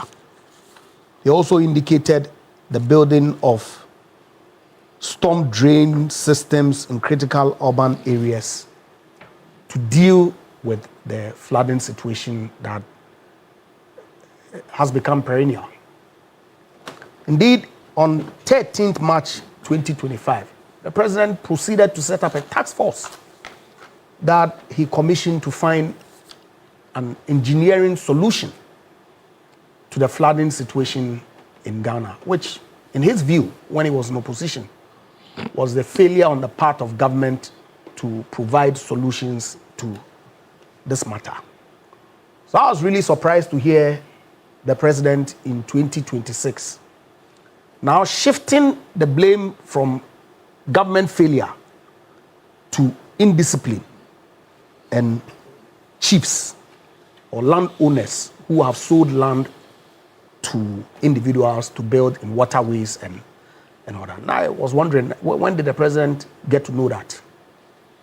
When did he realize that the issue of perennial flooding was not the failure of government to provide solutions, but rather indiscipline on the part of Ghanaians and the chiefs who have sold lands to individuals as the cause of our flooding? You see, this lack of candor in dealing with issues of concern to Ghanaians is worrying. And one would ask, how is it that 18 months down the line, the president hasn't demonstrated clearly the commitments that he made in the manifesto that the good people of Ghana bought into and voted for his government? And I have an occasion to ask that governments put their money where their mouth is. And that if indeed President Mahama was committed to dealing with the flooding situation in Accra, I'm not going to take that, 2 years ago, we had the same situation, and that previous governments failed to deal with this matter, and that he cannot be expected to resolve this matter within 2 years. Because he knew the issues in 2024, that in spite of the investments that the Akufo-Addo government had made in dealing with the drainage system in Accra, those interventions had not yielded the desired result. And he proceeded then to commit to the people of Ghana that when voted into office, he was going to solve the flooding situation in Accra. So what was your expectation? My expectation would have been that immediately he came into office, knowing very well that the rains were going to come in May, June of 2025, he was going to deploy resources to start dealing with them. I don't see it, because the evidence on the ground does not show a government that has really committed resources to deal with the flooding situation. But I've seen the government who has prioritized building of 24-hour economy markets and has actually deployed resources to build 261 markets across the country. That's the government's priority. I don't see the government's priority in actually deploying resources to alleviate the suffering of the greater majority of people who are suffering this flooding today, whose lives are at risk, whose property is being damaged. So what happened to the commitments that Mr. Mahama, the president, made to the good people of Ghana? You expend huge sums of money to build markets, 24-hour economy markets. And I ask myself, Makola market, KJTIA market, Sekendi market, does it operate 24 hours? And how is a 24-hour economy market going to operate? Are you going to allocate the stores to 3 people to put their wares in shift 1, take them out for another person to come and put their wares in the stores for shift 2? We can discuss take them out another day. How are we going to discuss it another day? I'm telling you the misplaced priority of this government. You are telling me we'll discuss it another day. I'm saying that the market, the 24-hour but that's the point that I'm making. That if the government prioritized the drainage situation, he would deploy that resources that he's putting in a market that, as far as I'm concerned, and with respect, let me be measured with my choice of words. Because tell me how that market is going to yield any benefit for the people of this country, when there are already markets in this country that don't operate 24 hours. Floods. So clearly, the president, when it comes to the issue of flooding, scammed Ghanaians who believed in his manifesto, who believed in the admonition that he made to Akufo-Addo, that when we vote President Mahama to become president again, these matters will become things of the past. They have completely been disappointed. Right. And they cannot wait until after 4 years before they begin to ask the government questions as to when this flooding situation is going to be dealt with. They want to see the government deploying resources, real resources, in building the storm drains, the water retention systems that he... Government is being called upon to do the needful, as is captured in your manifesto. Yes, and I'm happy he rehashed the terms of our manifesto in this regard. Now, as part of the problem is also indiscipline. I don't think that the president was discounting the engineering aspect. In his Facebook post? Sorry? In the Facebook post he No, it's even spoke. It's not even the Facebook post. Well, not before. I mean now. Now, okay. I think he's also talking about a major problem, which is the indiscipline aspect. But that's not to say he's not acting. Look, some of the drains that we have continued ever since we came to power. We've even dictated that they are, how do I put it? The volumes of water that they are receiving in respect of channeling, they are small. Look, I grew up in Mamobi here. The famous Kaukudi, Mamobi, Nima, Gota, all the way to Circle. Yes. It was started by President Akufo-Addo. So we have come to continue. But somehow, you know, it's a sealed drain. We are sealing it because we don't want the dumping of refuse, like President complained. So that storm drain, we are sealing it. And the discovery is that the volumes of water, you know, the entire, like Ejapa said earlier, the entire, where Airport City sits now, Airport City, that area, it used to be a farmland. It used to be a farmland, and during very rainy seasons, it floods. So it receives all the waters, the runoff from the airport area all the way to Shangri-La area. Right. And channels them. There's the drain. The channel starts from behind Opebia, between Opebia and the Shangri-La area. Yes. So it comes. There's an eastward movement and the westward. The eastward one crosses the channel where Hotel Kufuor and Co are sitting now. There's another drain that is being sealed. Construction has blocked all the channels. The westward one starts from that farmland area. You know, the airport is slightly, slightly on a hilly area, slightly. So the water drains from the airport to that side. It runs through that channel behind Opebia. So you start from Opebia all the way to Alliance Francaise, Narcotics Control. It comes down to Kaukudi proper, and then I get the point. Development will definitely take place. No, so I'm saying that where Silver Star is sitting. So it's all blocked. The whole area has become concretized. So the original, you know, that design was started long ago when President Akufo-Addo started the construction. Okay. They continue with the original design, thought of around maybe mid-95 or early 2000s.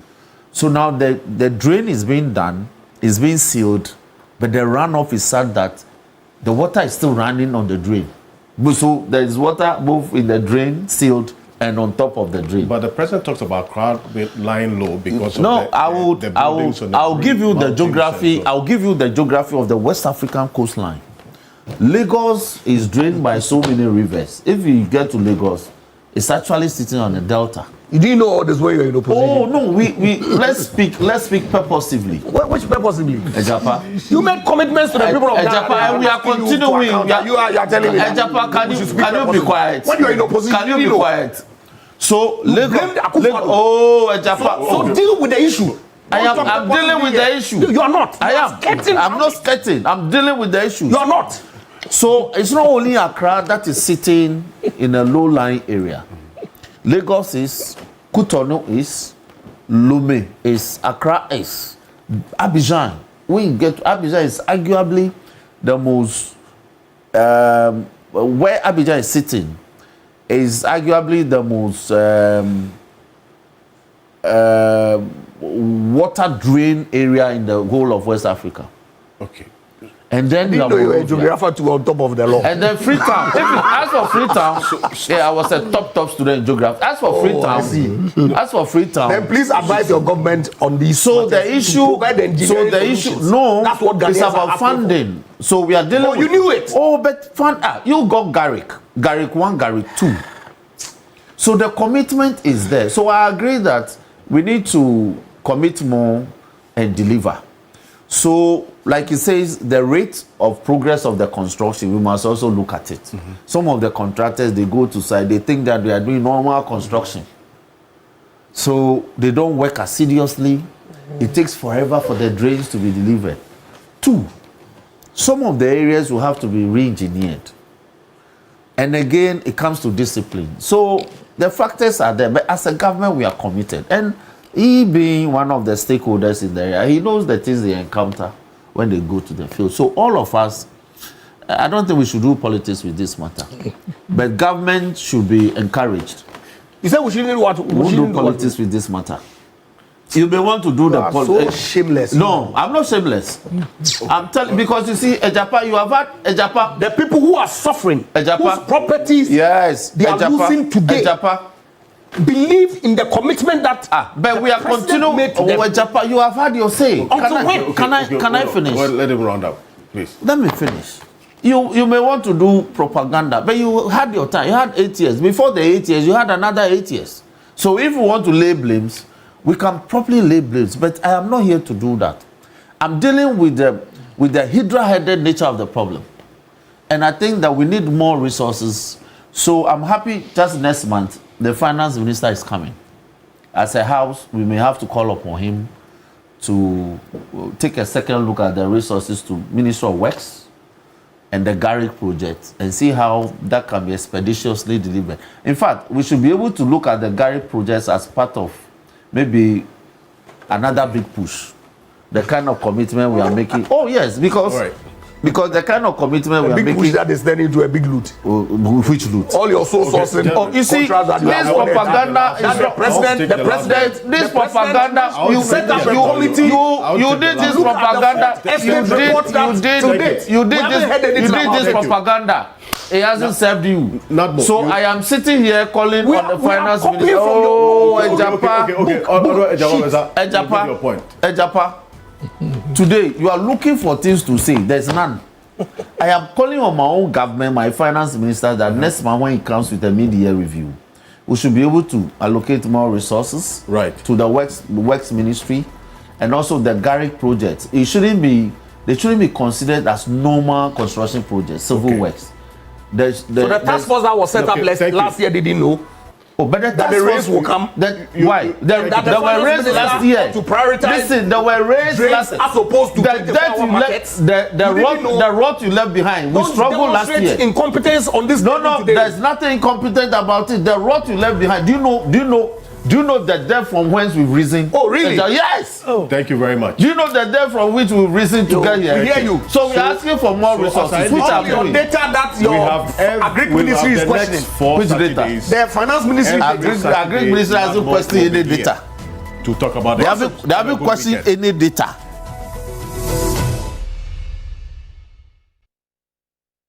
The Key Points is brought to you by Bank of Africa, GASM. This Sunday on Hot Issues. The free primary healthcare is applicable to the 33 million Ghanaians. You don't need to be a subscriber before you can enjoy the free primary healthcare. If there were to be an outbreak today, would you have frontline workers? We have an isolation centers or treatment centers dedicated for some of these things. So even if there's an outbreak today, why not? You have willing frontline workers. I have given directives in this ministry that any project that is completed, you don't need me to come and commission before you use.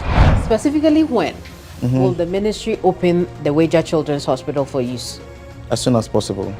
The former administration has recruited about 13,500 health workers, nurses and midwives without financial provision.